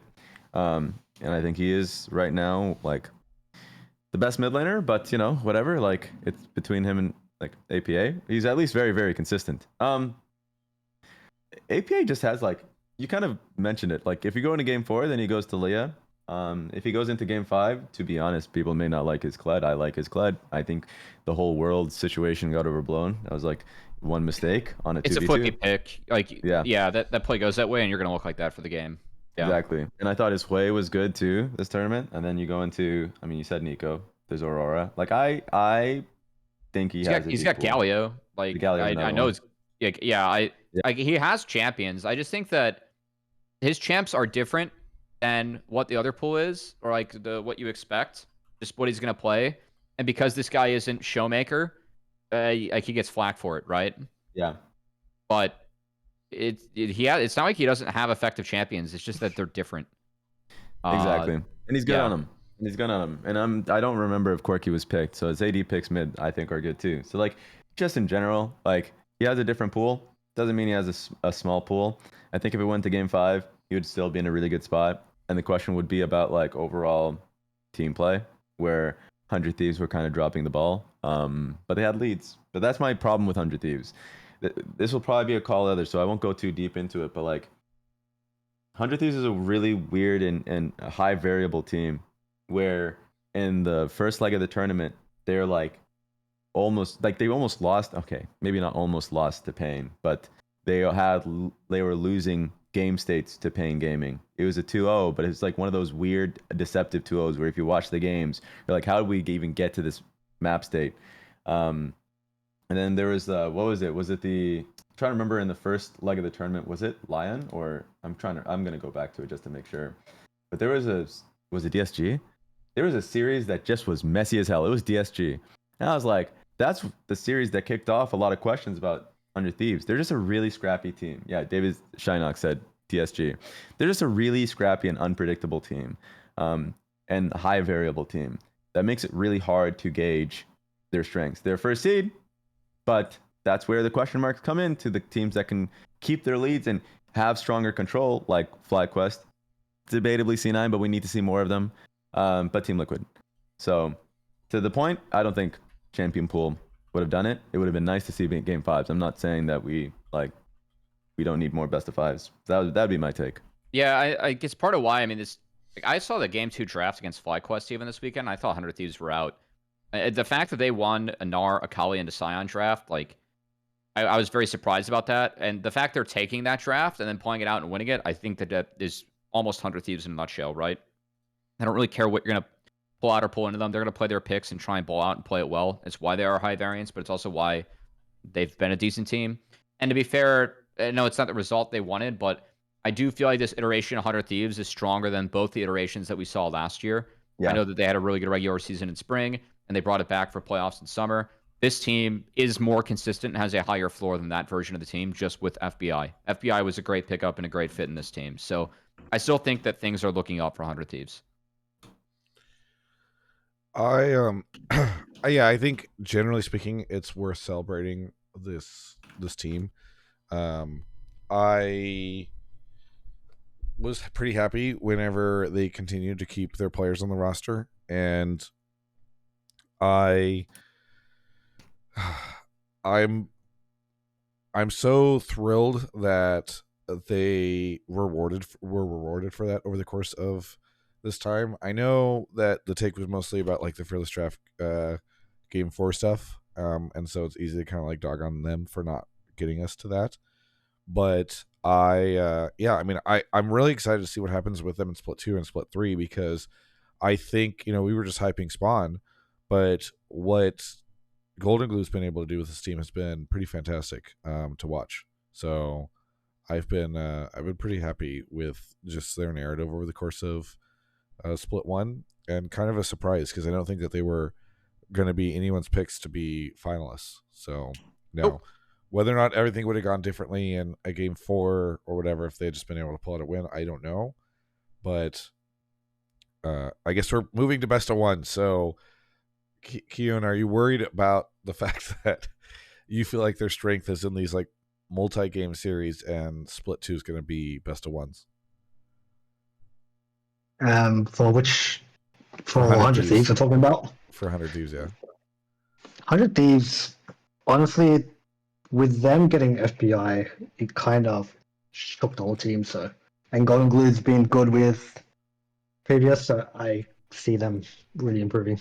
Probably be a top contender. That's my take on 100 Thieves right now. So I feel like they'll be fine in best of 1s. Yeah. FBI is so good. And he's someone that people just never really spoke praise of.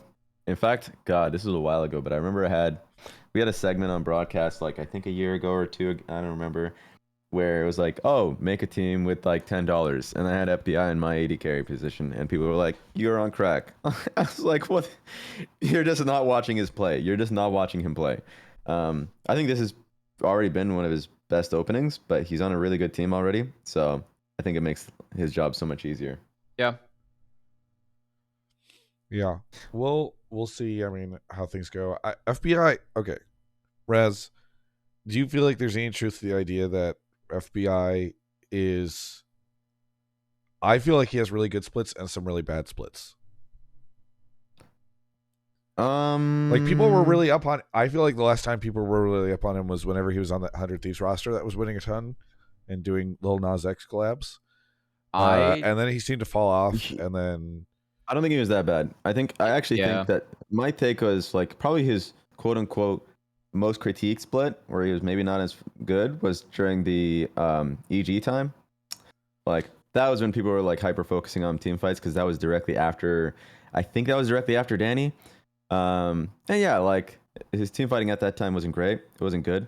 But I would say he was more like between average and like a great AD carry. When he was on Golden Guardians, he was great. When he was on 100 Thieves initially, he was great. When he was on Energy, like he was good, but a lot of the problems weren't towards bot lane. It was hard to critique bot lane when your top side's kind of trolling a little bit. But people really didn't talk about him. That was a problem. And then there was a Smolder split during that NRG time where it's like, okay, we're playing Smolder, and then we're like diving like maniacs, like monkeys, or taking fights where he's not involved. So I was just generally pretty forgiving of him because I never really thought it was him. But people expected him to be able to like pop off and save games or do something. So yeah, I thought that was my take on him. I had him in my All-Pro in spring, which was not popular, even on NRG. And yeah, I still stand by that. 80 was the split that B-Boy won. It was a weird split for 80s. I thought FBI was actually playing really well and deserving, but obviously that team had issues outside of FBI. So, yeah, I just think that he's a player that doesn't get credit for being as consistently like high floor as he is. So yeah. Someone asked in chat like top 380 carry. I was thinking the best right now, but Jan is for sure right now. I'd say number 1, so it'd have to be F2I number 2. He's just that good right now. I don't think he's just had a great series every time. It's weird. Kiyon, thank you so much. I know we didn't talk as much about the Game 4 Fearless Draft stuff. I mean, I know that everybody would have liked to have seen it. Yeah. But is there anything else that you want to add to the conversation before I give you your shoutouts? That's fine. Everyone in Australia usually just watches LPL, LCK.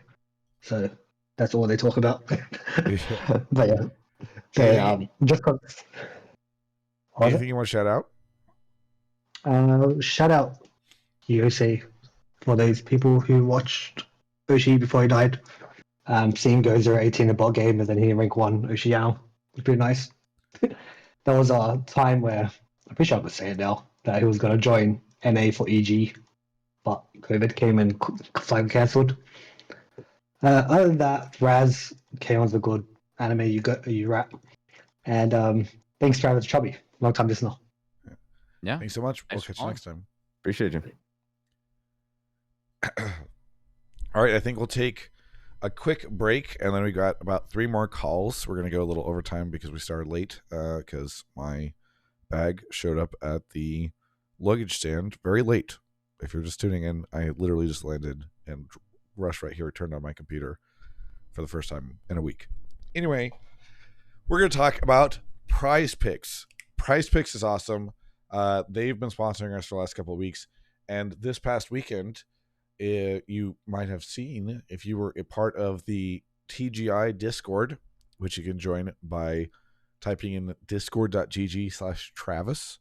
It's a very easy Discord name. We also have links to that in my link trees and such.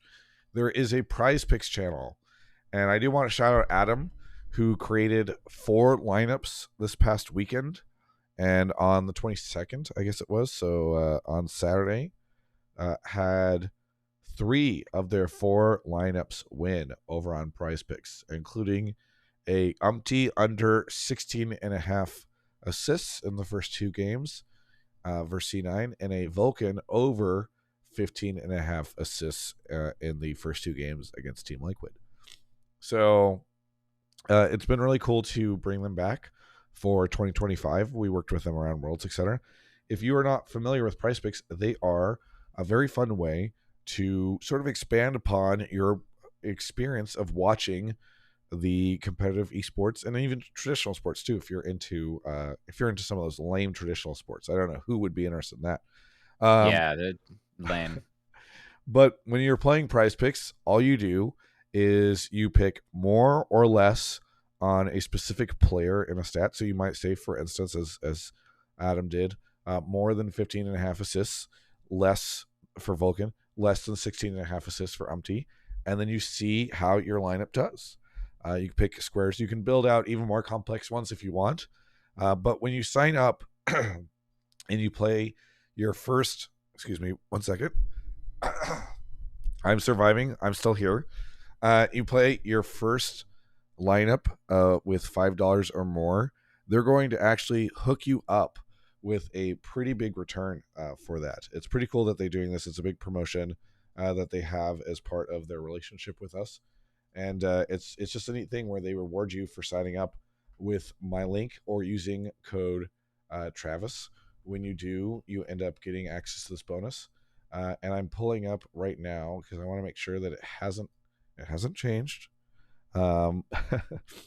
But yeah, it's basically a situation where they will give you $50 when you play your first $5 lineup. Win or lose, you get $50 in the app just for playing.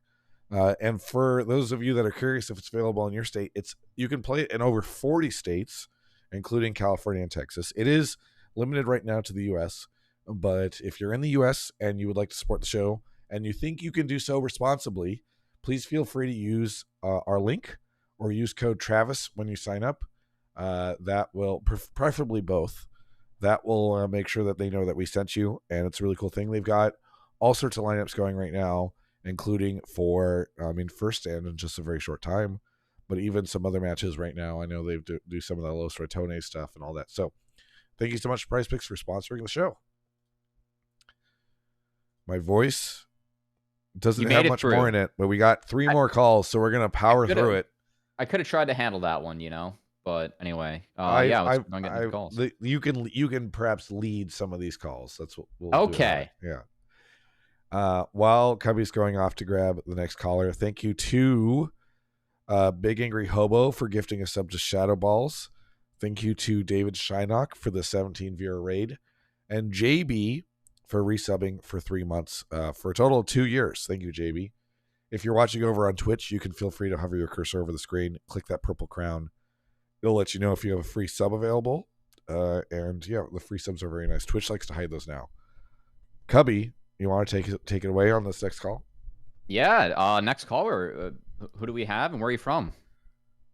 Hello. I'm not sure if I should say my handle here or my real name, or is that fine? You can just go handle.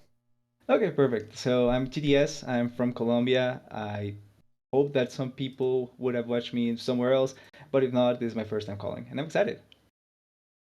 Awesome. Thanks for calling. What's your take? So mine goes into, I think LTA's viewership is not as awful or a bad sign as I think most people have made it out, or a lot of people have made it out to be online. I think that there's things that are bad, I won't lie, but I feel like this had to happen in some way. Okay. Well, like, kind of, what do you mean by that? So I love to make analogies to real life sports, although I know that people probably don't, or there's people that probably don't enjoy it that much. But like, this is not an issue exclusive to League. Like, this is actually rampant in a lot of other places when you look at it. Like, there's obviously American sports that have been going up in viewership that I do think that is positive and all that.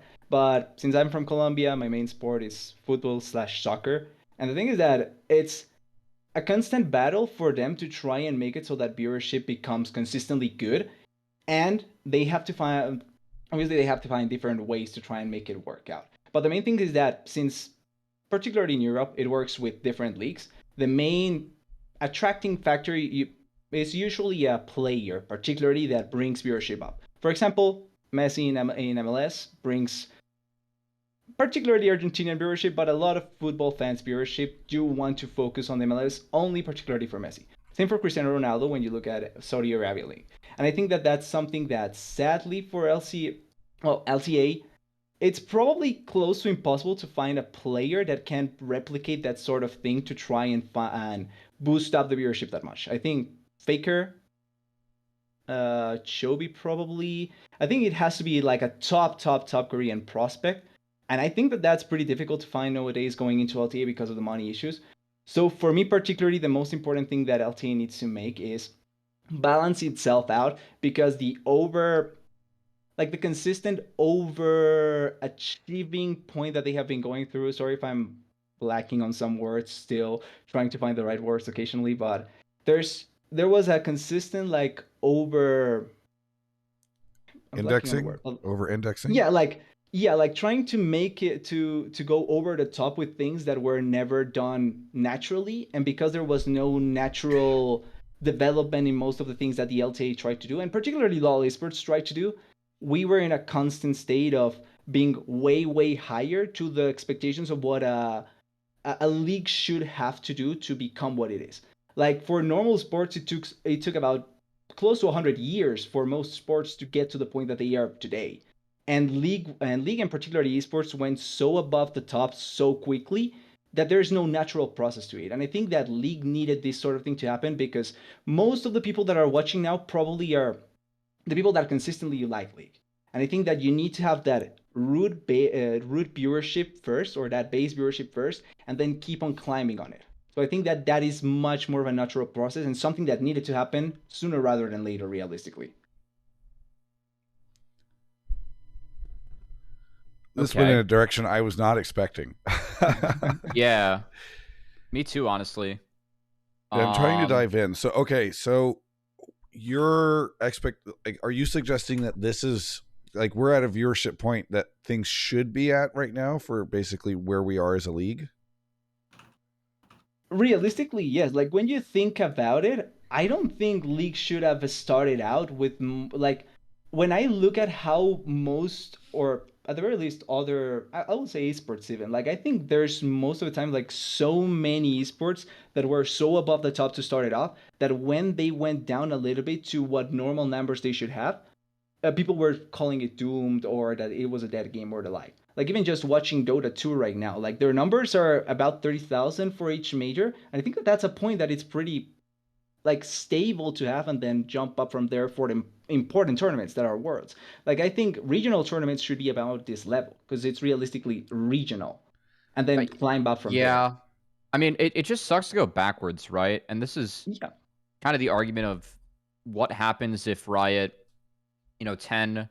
8 to 10 years ago strikes the iron when it's hot and kind of nails it with transitioning this into, I think that scholastically is how you would have gotten this to be like take a greater foothold culturally, which is I think the like big mark of how this would be successful for years to come. I just don't think that they really stuck the landing on that between play versus some of the changes that happened to the league as well, like looking at the top weren't great with franchising, like partners were not committed to making it a sustainable business, and numbers got very quickly unsustainable, which has led to a lot of just step backwards. So I think that it's safe to say that, like, if we're going to hindsight this, that yeah, it started off too hot and there had to be a reset, but you never want to, like, you just never want things to go backwards. If this is like being done well, no matter where the starting point is, it should continue to grow. And I know that the baseline number of the unique viewers and time watched, it's still growing for their biggest events, but a lot of that is being done towards the Eastern audience. We don't really, so it kind of sucks as a Western fan to just see that and be like, oh, it's fine. But then everything, like every single metric for us that it point towards is that it's not fine, or it's not as good as what it used to be for us, right? Is Dota viewership really down to 30K for the Yeah, that majors? seems really low. So Yeah. I was watching today. I think they were in a major today. I was Dream League 25. I saw 30,000 viewers. I may be wrong, but I occasionally watch the majors, and I think it's around that. And I wanted to jump on that point as well, because like speaking about Eastern and Western viewership, like one thing that particularly jumps to me when comparing it to Dota seems to be now mainly a Western kind of thing, because China has failed so much, or at the very least, some of the Eastern teams have failed so much, that I do think it has impacted the viewership over there in the Asian part. And I think it's a contrast to League, where Eastern teams are much more successful, and in comparison, viewership may be higher up there, but over here in the West has taken an impact. And I think it's an interesting duality comparing both esports in that sense. Okay, so I just want to really quickly say, I looked up the international, which I know is like bigger than a major, but last year their average viewership was sitting at 466K. So I think for a major, my guess is that they have more co-streaming, so like their numbers are probably going to be 120. But my guess is that you're talking about the official broadcast TDS. yeah, we need Kelby in the chat because he would actually have. Yeah, probably he's the Dota fan. He's the Dota fan. Yeah, I will say I do not like take into consideration a lot of the co-streams, so certainly there should be probably that. Yeah. I look, the biggest issue that, like, you're talking about how this is maybe where we should be at TDS. My concern is, like, I don't know if we can afford to do things if this is where we're at.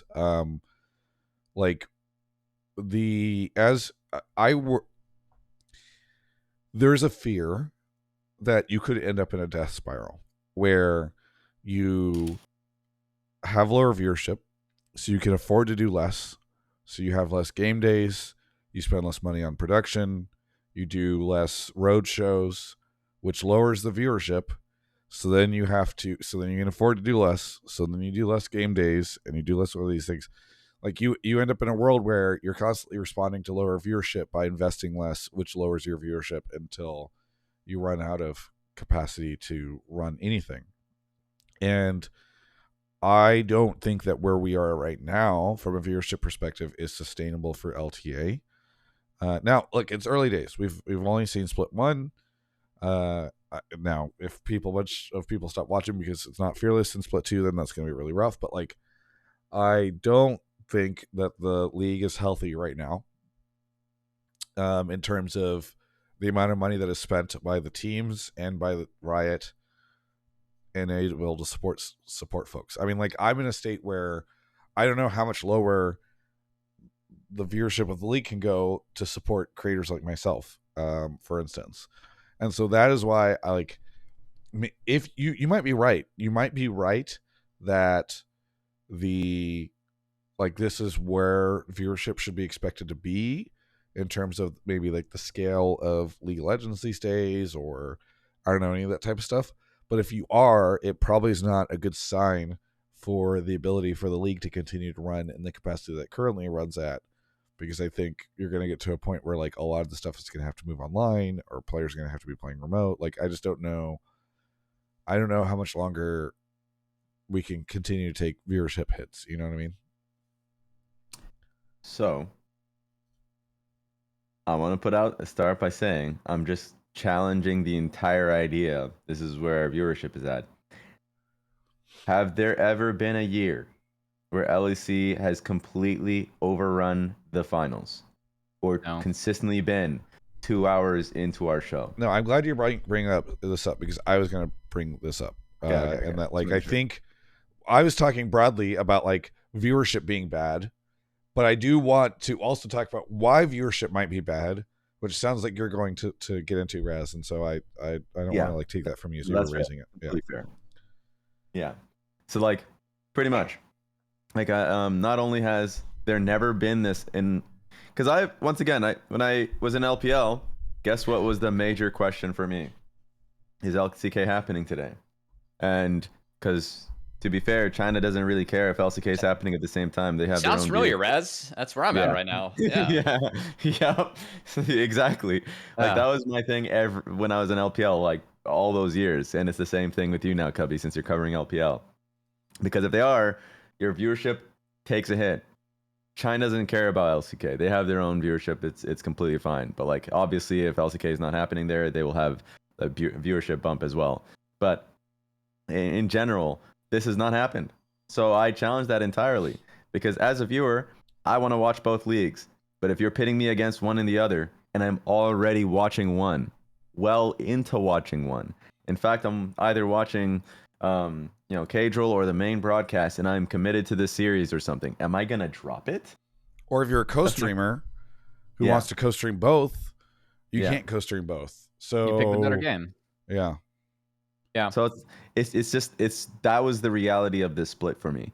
And yes, I think there is another thing about changing the branding and making it difficult to, like, I don't know if I said it this one. I say it so frequently now.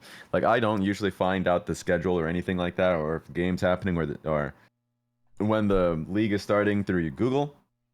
I just go on Leaguepedia, though I feel like that's been harder and harder now. But like now LCS was so easy to Google and get the schedule. If you go LTA, you're going to get multiple other different results, because it's a long-term thing. So I'm sure that by split 2 and split 3 or whatever, that'll get better. But like discoverability is lower, just overall. And then on the biggest one is the overrun. So I don't believe that's it. Now I will say, when it comes, one thing that to kind of support the caller's point, that made me think a little bit is about stars. When you talked about Ronaldo or you talked about Messi, like stars being the reason why people watch. I think for a lot, like throughout LCS's history, they have kind of struggled in building new stars. I think for a while you kind of got pretty comfortable with the stars that existed and how easy it was, especially when it came to like Doublelift and Bjergsen and Sneaky and Meteos and all these guys. Then when we moved on, like we started building up Jojo, obviously that, he's now off to Europe. We started building Danny, obviously the disaster that happened there. And then I think we were just generally bad at building up new stars. And I think we gotten better at it because we started focusing on moments with pros, putting them in front of the audience more frequently, having them cast games whenever we get the chance to, or be on the desk whenever we get the chance to, or having more opportunities to like have podcasts. Like for instance, pros sometimes having people in the dive like Audie, like hearing Audie's voice, pretty damn nice. The fact that more people are streaming, pretty damn nice. Like putting the pros in front of the audience more frequently and basically in a more authentic way, getting them to express themselves has, in my mind, created more stars. Like Whippo, I would say right now has been a constant point of conversation now than I think he's been in his career, because we put a mic in that brother's face and he's gonna start talking. So like obviously like Inspired has been a villain, but that's because when he's on the mic, he's gonna shit talk or he's gonna say his like opinion and you may not like it as a fan. And like I think we've done a better job with Sniper, and the reality is we've had players like Blabber, Impact, and Core. And I think for a while we did a pretty poor job at getting them out there in front and making them appear as stars. So I think for the past couple of years now, we've been much better at that. And this is not just like a specific thing with League. I'm a wrestling fan. And if you look through like some of the bad things some wrestling companies do is that they realize they're bad at building new stars. So then they'll like be over reliant on bringing back like the old nostalgic ones and going back to nostalgia and overhitting on nostalgia. So like when you have the opportunity of like talking about Doublelift and Bjergsen again, like, oh, we have to do it because in the short term that does more for our numbers, or bringing back like the old guys, or celebrating, let's make this split about the old guards. It's like, yeah, that might give you a short boost, but that fucks you in the long run. So I think that's the one thing I've really loved about these past 2 years. Maybe a little bit more of that, but my brain's, goldfish brain. Don't remember before that. I think we've been a lot better at being able to build up stars for people that care about them, and that's just putting them in a position to succeed. So that's a long-term thing. But that, to your point, caller, is what will make it much easier, is because when people get older and they go into the next year and they're like, I don't recognize these players. There's too much change happening. Travis talks about boomeranging, and I now know what that means. Now I understand. Now, as long as we're able to build people more successfully, it'll be better. Long-term, yeah. One thing also I would like to add on that is that I wish players also would talk more on Twitter and social media, because Wipa does that and there's players that do that. But I remember there was a time that players barely spoke through social media. Like even Bjergsen wasn't outspoken in social media. He was big, but I wish like players would try and do that. Like going towards like once again professional sports athletes, even if it's not realistically them, they still have a ton of media exposure. Instagram posts, team posts, X Twitter posts. Like there's consistent social media outreach from them that reaches the fans. And I think that should be added as well to players. I don't know how contracts work or anything like that, but I feel like even if it's just one or two people from the team that are involved in that, I think would help them out much, because I feel like that is something that just like one tweet a day or two tweets a day to try and reach the audience would be much better than just them like waiting around. That's why I love watching, like you're mentioning, Repo post. Like even without him being in front of a camera, he's consistently trying to reach multiple audiences. As soon as he gets the chance, he tweets about trying to be there with this like shampoo thing or all of that, like talking about the game. That's something that I feel like more of the community needs to keep on seeing, because like there's not only community in Reddit, there's not only community in Twitch, there's community outside that probably have never interacted with them because they don't have the outlets, and that's the perfect opportunity for them to try to. And also, like one thing I wanted to touch on that I love that they were mentioning with cannibalizing streams, I feel like it's the wrong approach to try and make it so that you watch everything. You have to like take it onto, you have to make it so that your fan base watches your stream. Like ignore the fact that you will have every people watching every stream, because it's impossible to have that. Like you're mentioning LPL or LCK, I'm an LCK enjoyer. I will never watch LPL over LCK. But that should be the same for people that actually enjoy LPL. So focus on that. Focus on the LCK viewers that will watch LCK over everything. Focus on the LTA viewers that will watch LTA over everything. Because I think it's wrong to just try and see everything, because it makes no sense. It's the same as watching La Liga or Premier League. Choose the one that you like, not the one that will try and watch everything, because it's difficult to find that. But so on that point that I disagree with, that last point, it's like if you don't need to create that conflict, then it shouldn't, like you don't have to create the conflict, is my opinion. Like I agree in terms of who you're directing your attention and focus to. It's like, but we're getting in our own way kind of thing. Like the conflict and timing between LEC and like LTA should just not even exist. True. But to the point that I agree with you on, about players having more community outreach, that is actually the one thing during the whole like teams should stream their scrims. I was like, to me, that doesn't make much of a dent, because fans just want to see content from the players and the teams, right? Like, sure, that adds more, but because people are saying that because of the whole Ruddy and Lost Ratones streams and all of that. But like, we just don't have players that are doing any community outreach. Like, and when I say, I was just saying stream, because stream is usually the best thing, the easiest thing to do. But like, tweeting is one. I'm not going to name names. There's a player that just like literally the last tweet was on their last organization. Their profile picture was on the last organization, like from last year. They just don't do anything. And I remember I remember like watching old. Oh, sorry for cutting you off. Like watching old LTA players. I remember like looking up because I wanted to know what they were up to or anything like that. Even after moving on from LTA, I was looking at Stixape, Bernie, and any post. Like that's a name that probably not a lot of new fans know, but that's a name that I wanted to know about, and Bernie any tweet about. Or at the time, TSM, when they had an academy team, they brought Mr. Rouse to the team. I wanted to see if he tweeted or anything at all. No tweets at all. Mm-hmm. So like that's the sort of thing that I would like to see at the very least, like something. You don't need to be specific. Crazy. Something. how earlier in the show Raz was hyping up FBI, but right now he's just completely throwing him under the bus. You know. I'm not saying names, Travis. I'm not saying names. I'm not throwing anybody under the bus. It could be anyone, Travis. It's something like like a Travis quote. Could be anybody. something I've had some difficulty with, because I mean, I think that Yon and Masu are actually outstanding players. That I just like to use a specific example that can like really take over the league in the next few years, and they don't put themselves out there as much. I think the TL's helping with Yon, and that's not who they are as people, to be fair. But I mean, you have to put yourself out there if you want to hit the heights that like some of the old stars did. And I'm bummed because I think Masu and Yon can both be stars of the league. Like Masu is just naturally incredibly talented at this game, and Yon's been on a crazy tear the last, I'd say 2 to 3 splits. This guy has been unbelievable.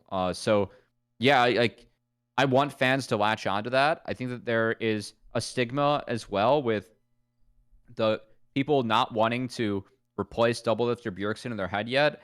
And also, I don't think the old pros are super welcoming to the new guys that come in. This is something like, it was pretty hilarious following women's basketball this like past year and just watching like how some of the old guard treated like Caitlin Clark on her way up.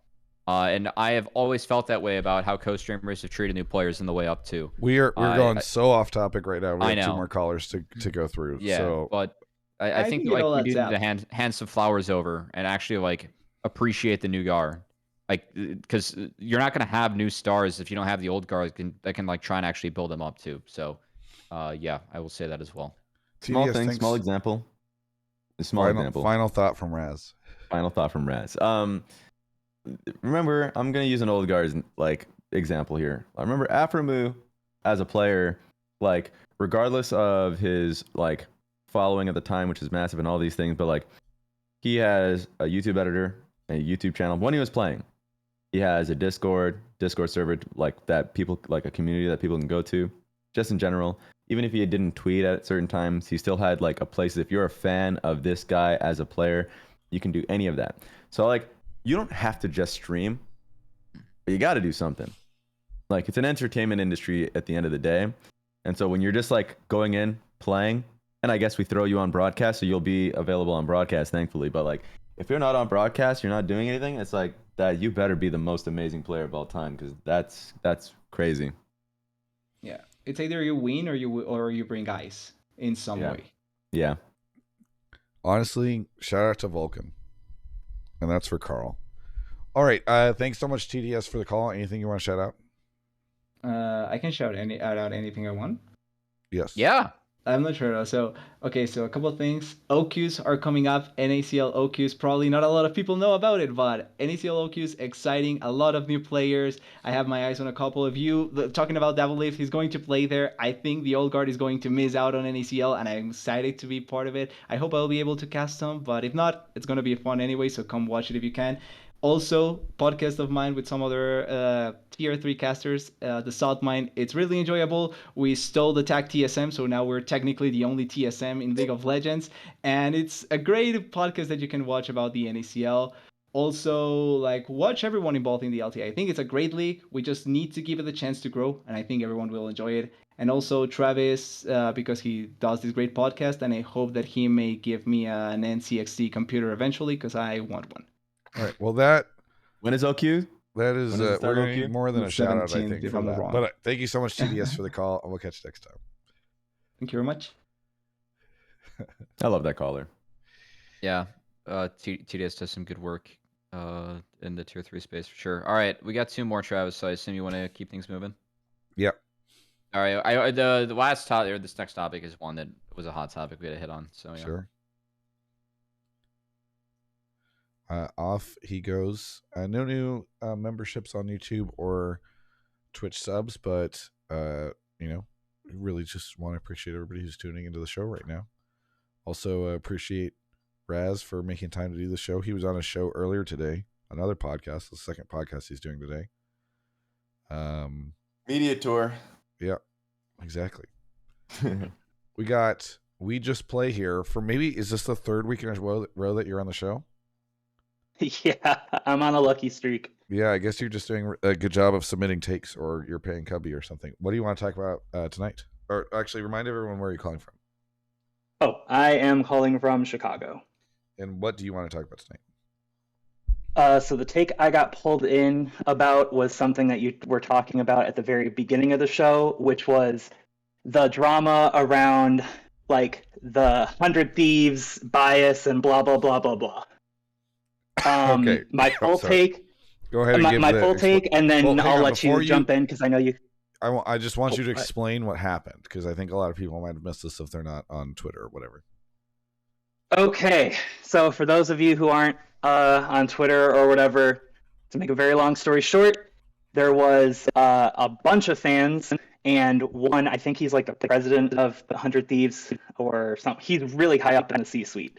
Point is, an executive of 100 Thieves decided to call out Azael by name and say that he was incredibly biased and he's not doing his job properly.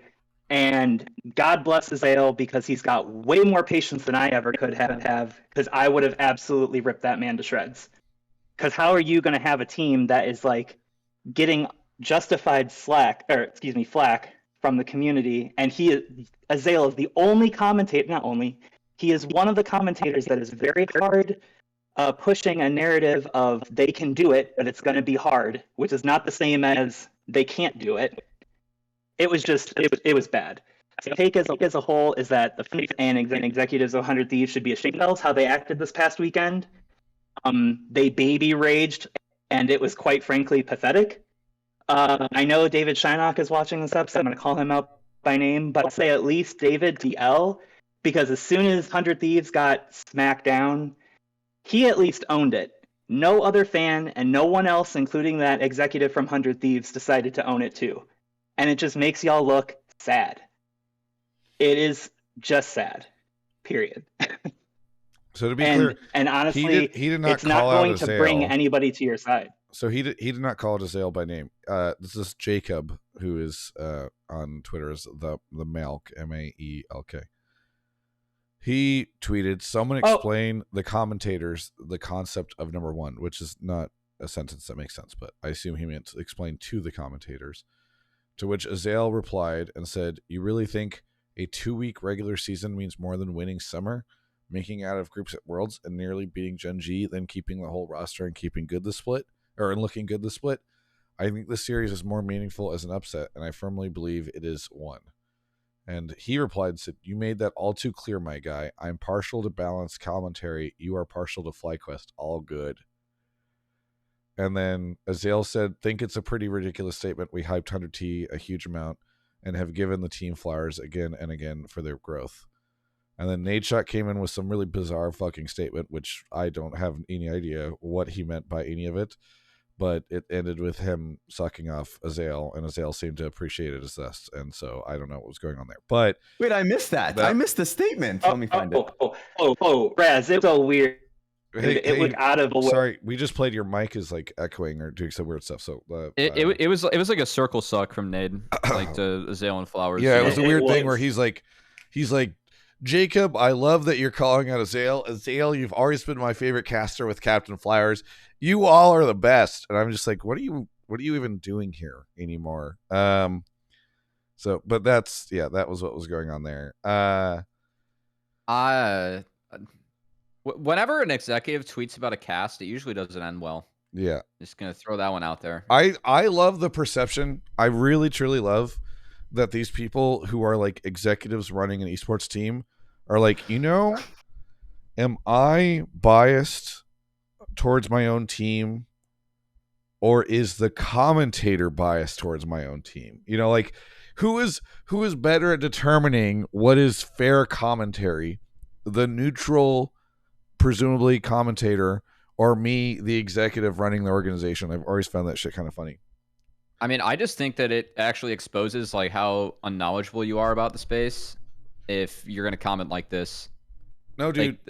Like the concept of number one, like, congrats, you got first seed. Like, how narrow does your view of the League of Legends space have to be if you think that gives you like favoritism going into the match against FlyQuest, who, like, for all the points that Azael listened out? And look, I'm gonna be honest, like, I barely listen to this cast. I have a lot of faith in the team and especially Azael to cover this reasonably. And I even love like what Shimada put out. It's like, I have not listened to this. I just feel like this is like there's no way that you can be right in terms of responding to this, which is exactly how I feel. I just think it really exposes like how unknowledgeable you are about the space if you think that having a number 1 seed and one of the most unserious splits ever created, when you're coming off of a Worlds run where FlyQuest was a legitimate, top 10 contender there, that makes you a favorite. I think it just really is sad because it exposes like how little knowledge you have about the space, and you are the executive of the company, like in theory, making decisions. So Here that's fine. is I just think that's bad. hot take.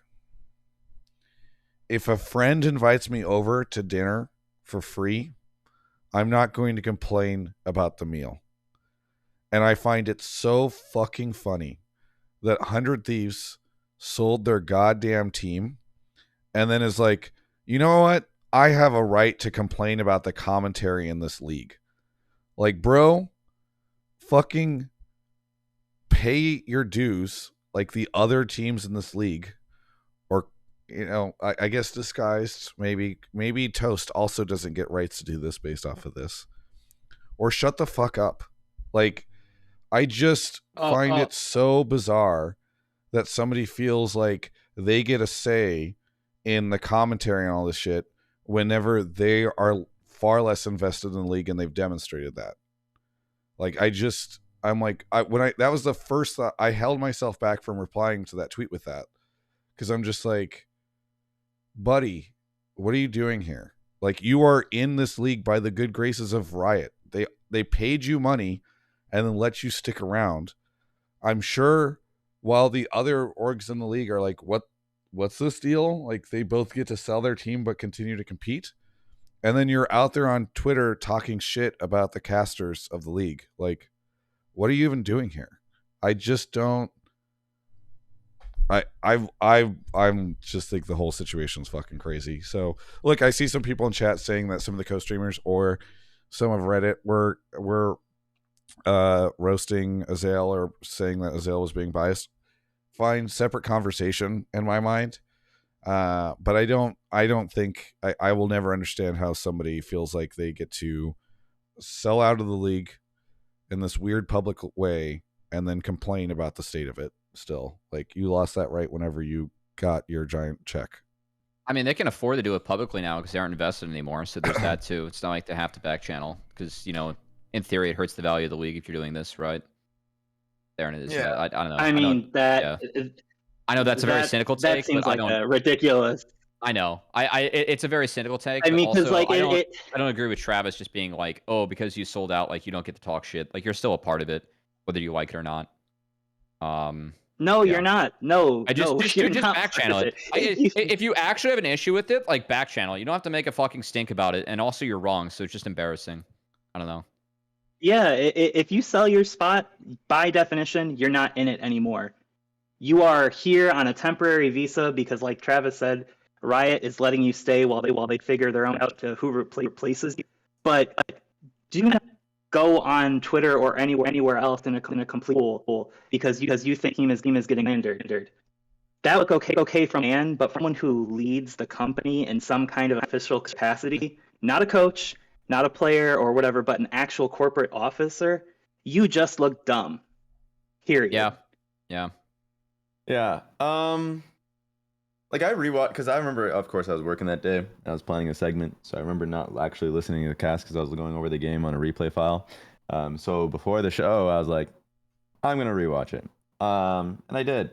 And my opinion was pretty similar. It was a weird thing because, like, he wasn't biased. I was just listening to it. I can understand why people would feel like that if you're an 100 Thieves fan or if you disagreed with his assessment of the compositions. Like, I thought the composition from FlyQuest was better. I thought that FlyQuest had played Game 2? I was shocked they lost. Yeah. I thought their draft was better. I thought how the early game played out when Sion got solo killed, but then the swap happened and he was like so fucking far ahead of Gnar, which was like actually a nightmare scenario. I was like, holy shit, this is insane. Like, the FlyQuest is ahead and they should stay ahead. But then they made a series of actually mind-numbing decisions where they get like picked bot lane before Drake started, and then picked top lane like before like randomly. They got picked on sides like 3 times, and then Quid had actually a monstrous fight in Dragon, but he was seen on the bot wave, and no one decided that they were going to match him at all, or not mark him. I mean, at all, because he actually got a great flank when the team was not focused on the flank.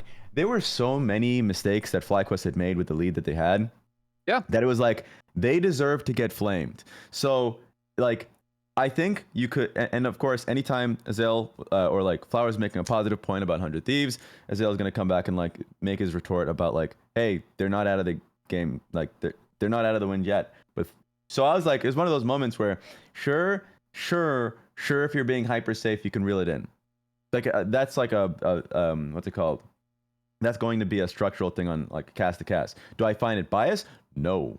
Like, at first I thought people were talking about it from the perspective because once again, the finals and the finals weekend whole thing was like, it was a lot. So I didn't remember if he was play-by-play or color. He was a color. So he actually is expressing his opinions now because he's color casting that game. So I was like, if he is a play-by-play during that moment, then okay, that's a fine conversation to have, because having an opinion expressed as a play-by-play is one thing. He's a color and he's expressing his opinion. It's so fucking stupid. But here's the thing. I'm pretty lenient. So if you're a co-streamer and you're saying, because I'm a sports fan, an NBA fan, and sometimes I hate commentary. Like, because I'm a diehard Raptors fan. And of course, right now they're dog shit. But if I watch the Raptors broadcast, I don't really care if they're, slobbing on the Raptors knob. I enjoy that. If I'm going on the other away broadcast and they're not cheering us getting a huge dunk or something, that pisses me the fuck off. Like, there's a balance to these things. They're always way too biased. So I understand it from a fan's perspective. If you are watching, like if you're on a watch party, if you're co-streaming it and you're coming with that reaction because you're a fan of one team or another, yeah, I expect, I don't know. I didn't know what happened on Nate Shot's stream, but like, I expressed him, if he's like emotionally having a takeaway from that, I expect that. It's a watch party. I'm completely fine with that. If you are watching the games, thinking about it, taking time to yourself, looking at your phone, then you are sending the tweet button on that instead of sending like an internal message or anything like that. Have we seen that before? Like, yeah, you can make the case. You can make the case. You can make the case about T1 and like Wolf, that incident. But that was not on the main broadcast. That's the English broadcast, the side piece to the main broadcast. You have the official channel. So I thought that was really stupid. So it was. Another thing, the structure of the tweet. The structure of the tweet. We're number one, therefore we're the best. Like, I can go to it. It's such a peon take, man. Like, it's so stupid.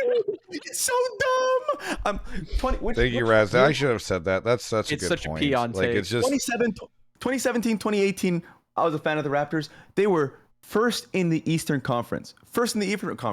Did we think they were the best team in the East? LeBron James Cavs were fourth. They swept us in the semifinals. Like, have a reasonable take. I understand you're a president of the organization, or I understand you're a fan of a team. Just like, come with something reasonable. It's fine. That's my rant. So that's it. Can I just, before I forget it, can I just add my very last comment on this topic? Sure. Yeah. Okay. I think the other thing that like really lit a fire under me about this wasn't, to be honest, it wasn't even about how ridiculous it was that he said it in the first place. It's the fact that a couple days later, like, so they played their games on Saturday and then obviously yesterday, this is all anybody's talking about. So now you have now put your players into a position where no one's talking about the cool fact that they actually made it to the finals, which no one thought they were going to anyway, especially because of who they were playing against. But now, instead of being able to have that one moment in the spotlight, even if it's not winning the whole thing, all anyone can think about, for the most part, I should say, is how you acted like a horse's ass, And you should have like elevated the players to be like, oh man, we actually made it farther, or something like that, Like, hey, we showed them we at least made it to the finals or something. They didn't think we'd get that far at all. And I want to say it is funny. Oh, so you going?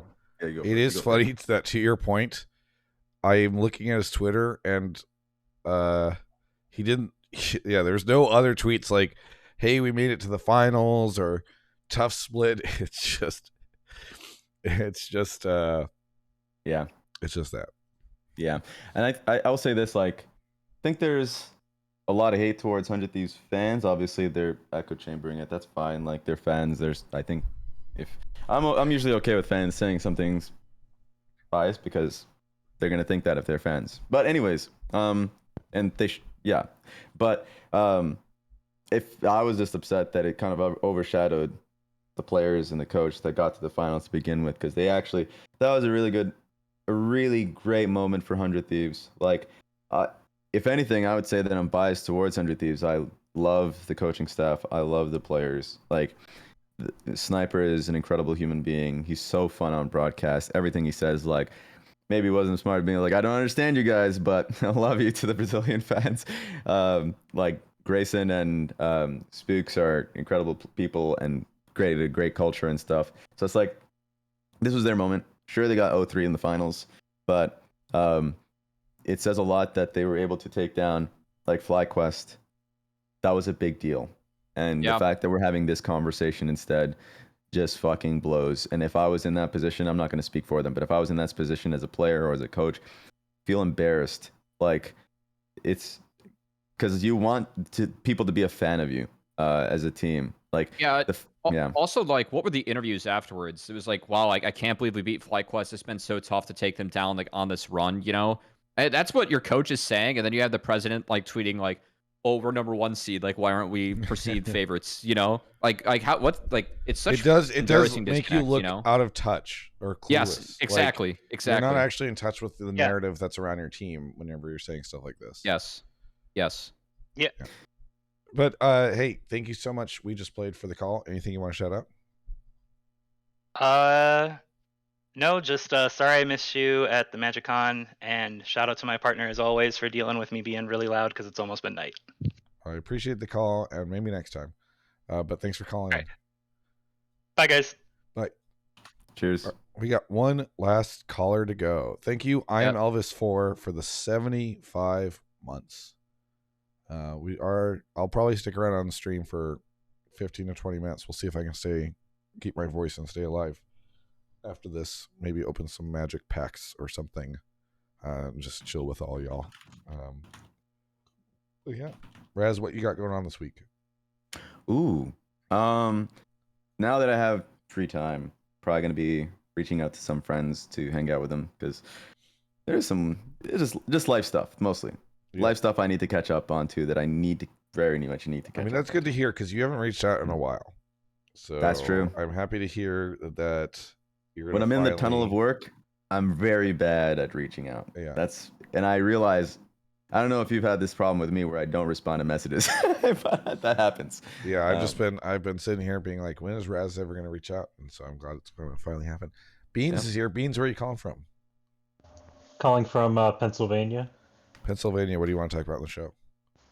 So my take is that the recent changes this season to Tier 2 and Tier 3 are detrimental to the scene and show a lack of effort in supporting the long-term development pipeline of pro in North America. There's been a lot of changes recently that I feel like are kind of going under the rug, obviously with what's going on with LTA, which is understandable. But I think bringing those issues to the forefront is really important. There's a few here that I have listed. One of the biggest is the prize pool for NACL, taking a 60% decrease from 100K per split down to 40K per split. One of the other topics here is the NACL moving to weekdays instead of when it used to be on weekends, where a ton of players have classes or work, as well as a lot of the casters now. I'm not sure how they'd honestly be able to have a full-time job where if you're casting, you're doing that during normal work hours, where it previously was on weekends. One of the other things they did is there will not be a finals during the summer, during the spring for NACL for the first time in person, when that's always normally been the case. And one of the last ones is that they're changing the age requirement for the OQs Tier 3 up to 17 years old when it's always been 15, which is going to stunt a lot of possible prospects. So any of those that you guys want to chime in on? I'm going to grab a cough drop because this is definitely a cuppy topic. Though I have I want to point out that I have been vocal about this previously in the most recent weeks. So Travis doesn't care about tier 2. I have said so much about tier 2 and about the disappointment around all this stuff. And I was the one last week that even promoted the OQs. Cubby forgot about it, and I shouted it out at the end as a way of mostly True. mocking him, but also as a way of supporting tier 2. So True. but I need a cough drop, otherwise I'm going to die. Yeah, I'm sorry. Yeah. Sorry. I'm trolling. We've had a few takes similar like this for the last couple of weeks. We just haven't taken it. I frankly probably wouldn't have taken it if I realized the show was going to go this long, but LTA is wrapped now. Yeah, so everything that Beans laid out for tier 2 with the prize pool going down 60%. A big thing that you missed as well is that there is no rev share for the teams. So in the past, there was a contract signed with the TO where we had a sub button. And so if, subs to the channels, that money went back to the tournament organizer until they were made whole. And then the rest was a rev share for the teams. And to my knowledge, the first year that was in place, the teams saw more than 5 digits in their bank account in terms of the rev share, which is really big if you are a team like that. Because in terms of that probably covers operating costs for one of these orgs for at least more than a month for your average team, right? That's no longer going to be a thing. So I obviously, with all the changes, I'm aligned with you. I don't think it's great. I know that you highlighted the fact that it's on weekdays. I mean, personally, that's the biggest thing for me because I have to decide now, do I want to cast NACL or do I want to look for a 9 to 5? And with where things are looking, I am much more in the latter camp now. And I'm not sure if I'm going to be able to work NACL this upcoming year, if everything I have planned, right? Because this doesn't sustain me anymore. So I know that a lot of other people are taking hits from this. I'm not sure if Hotline League fans understand what's going on with tier 2.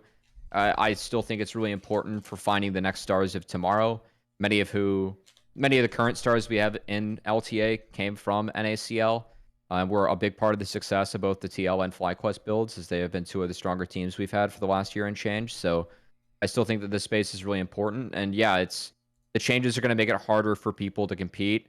And there's going to be more standing in the way of them competing than what it was previously when it was, full-time jobs if you're in NACL and more. So yeah. Yeah, kind of just going off on that, the reason I didn't bring up the rev share is because in 2024 we haven't had it either. So I guess just noting the changes from season to season, making it worse over time. I mean, it's been pretty much a straight line down and to the right. Yeah. In terms of support for tier 2 for a long time. And it's pretty disappointing because I don't Thanatos in Twitch chat says the NICL star of tomorrow, TF Blade. And I'm happy that Peter's team is going to do this because I actually think it will help that league. We talked about it a little bit previously, but yeah, I mean, it's crazy that we got news so late. It's crazy how things have gone. I just don't. It continues a trend that I have seen, and I think many of us have seen in league esports, especially in North America, of there not being a lot of planning or investment for the future. And it's really tough. And pretty depressing, I would say. And now I'm sad that we're ending on a call like this. It's been pretty positive tonight, actually. Yeah, exactly. Yeah. That's what I'm saying. It's sad that we have to end on a sad note, but hopefully things will get better in tier 2. Maybe Double F's team will revitalize it. I feel like I'm just learning things like that. All the things you guys just said right now, I was like, really? That's all happening? Because I knew that there was less. I mean, just from the people that I know that were in NACL, it's I knew there was going to be less money, but it going to the weekdays and yeah, that's tough. I can understand it not being in person just because the old days. Yeah, sure. And maybe it's it's a trade off of now that team can actually qualify into the league. So that's a fine trade off. But the fact that it's now just an actual conflict with people who want to sustain themselves is a little rough. That's bad. I didn't know that happened. Yeah, I think the no in finals in person is definitely the least egregious. But one of the other ones that I did mention was the age requirement for tier three going up from 15 to 17. Like I don't know if that happened back then, we'd get people like Stiper or JoJo or Danny or things like that, where you have players that know from that age that they want to move up and things like that. And I don't know if we're going to be seeing players like that ever again unless the age requirement gets adjusted. I feel like Riot globally has been moving it to 18 because that's the way it is in Valorant and what they did for EU. So that doesn't surprise me, but um, yeah, it's you for some of those kids, they're gonna get less experience early on. Like it makes the random tier 3 tournaments that scene's not as big as it used to be, but it honestly makes those more important because then that's where you'll get kids like Seasonal Leaves competing, right? Who's been 14 in Challenger. So yeah. Yeah, it's just whenever he season of leaves. I actually was talking to him yesterday about it, and he's saying he doesn't know if he's even going to consider trying again. He's seeing if it can be changed because if it goes up to 17, he's not gonna aim to compete. So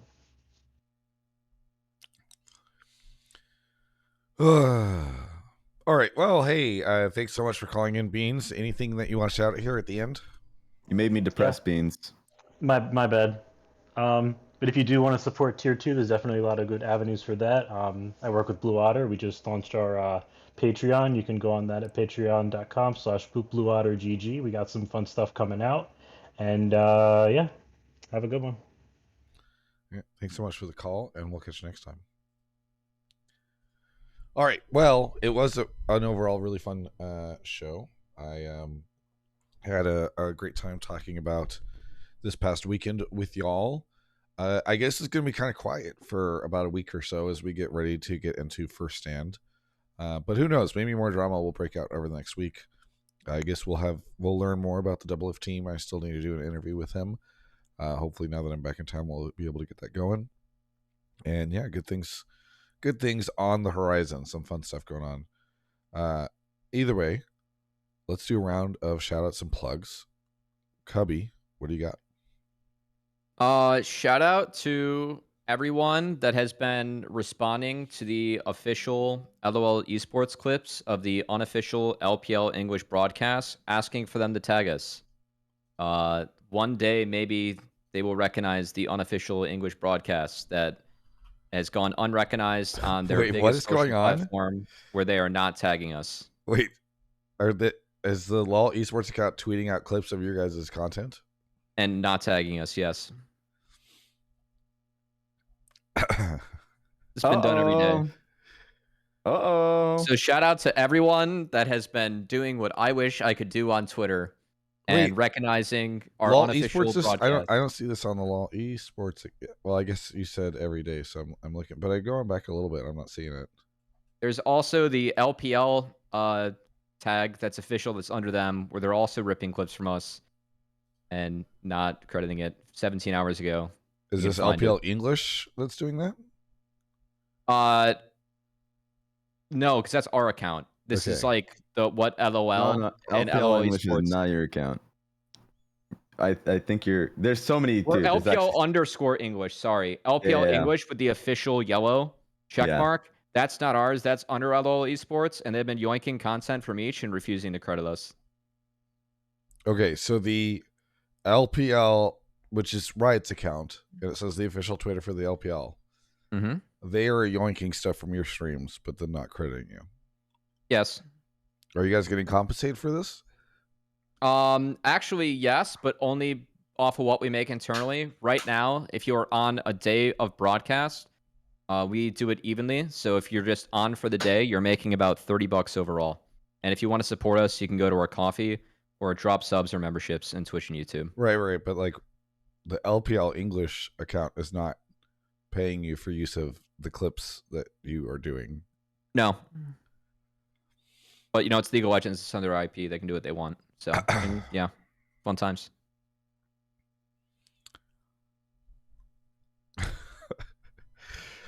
How did we get here, man? How did we get here? Like, Okay, whatever. Anyway, Raz, Raz, you can Hello. come back. We're not talking about it anymore.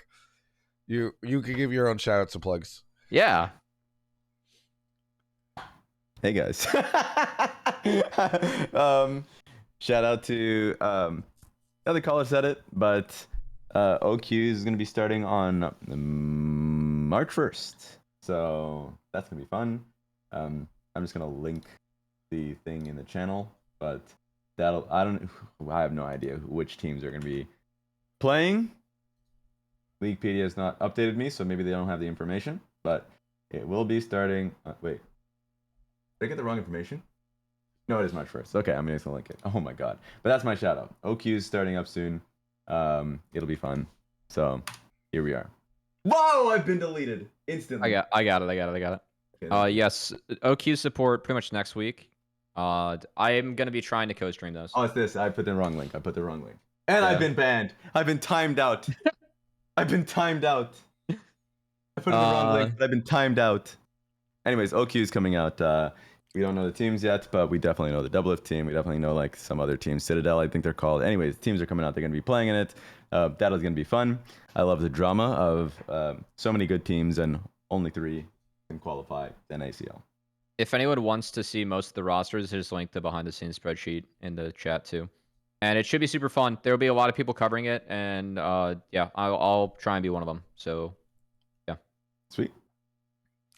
For me, what shout outs do I have? Shout out to all the people I met at MagicCon this past weekend. That was really fun. Shout out to. I need a good shout out. I always have a good shout out. I don't have a Shout good out to shout out Ding right Tai Fung opening in Santa Monica. Ooh, that's now. a They good did? one. Yeah. So maybe the one by you will be empty or Res or Travis. True. Oh, here's a good one, Travis. You can put this one out. Just a suggestion. Shout out to the last week of Black History Month. You know what? Shout out to last week of Black History Month. Thank you, Raz. There we go. And Jamada's booing it. That man just lost his race card. That's it. He just lost his card. You saw it? I said last week of Black History Month. He said boo. That's it. In that order. In that order. Raz, how do you manage to make every episode that you're on end with some sort of commentary on the African American experience, usually linking in Jamada? But okay, the Jamada part, that just happens naturally. But the last time you had me on Martin Luther King Day, what am I supposed to do? That's on you. That's not on me. Thanks everyone for watching. We'll see you next week.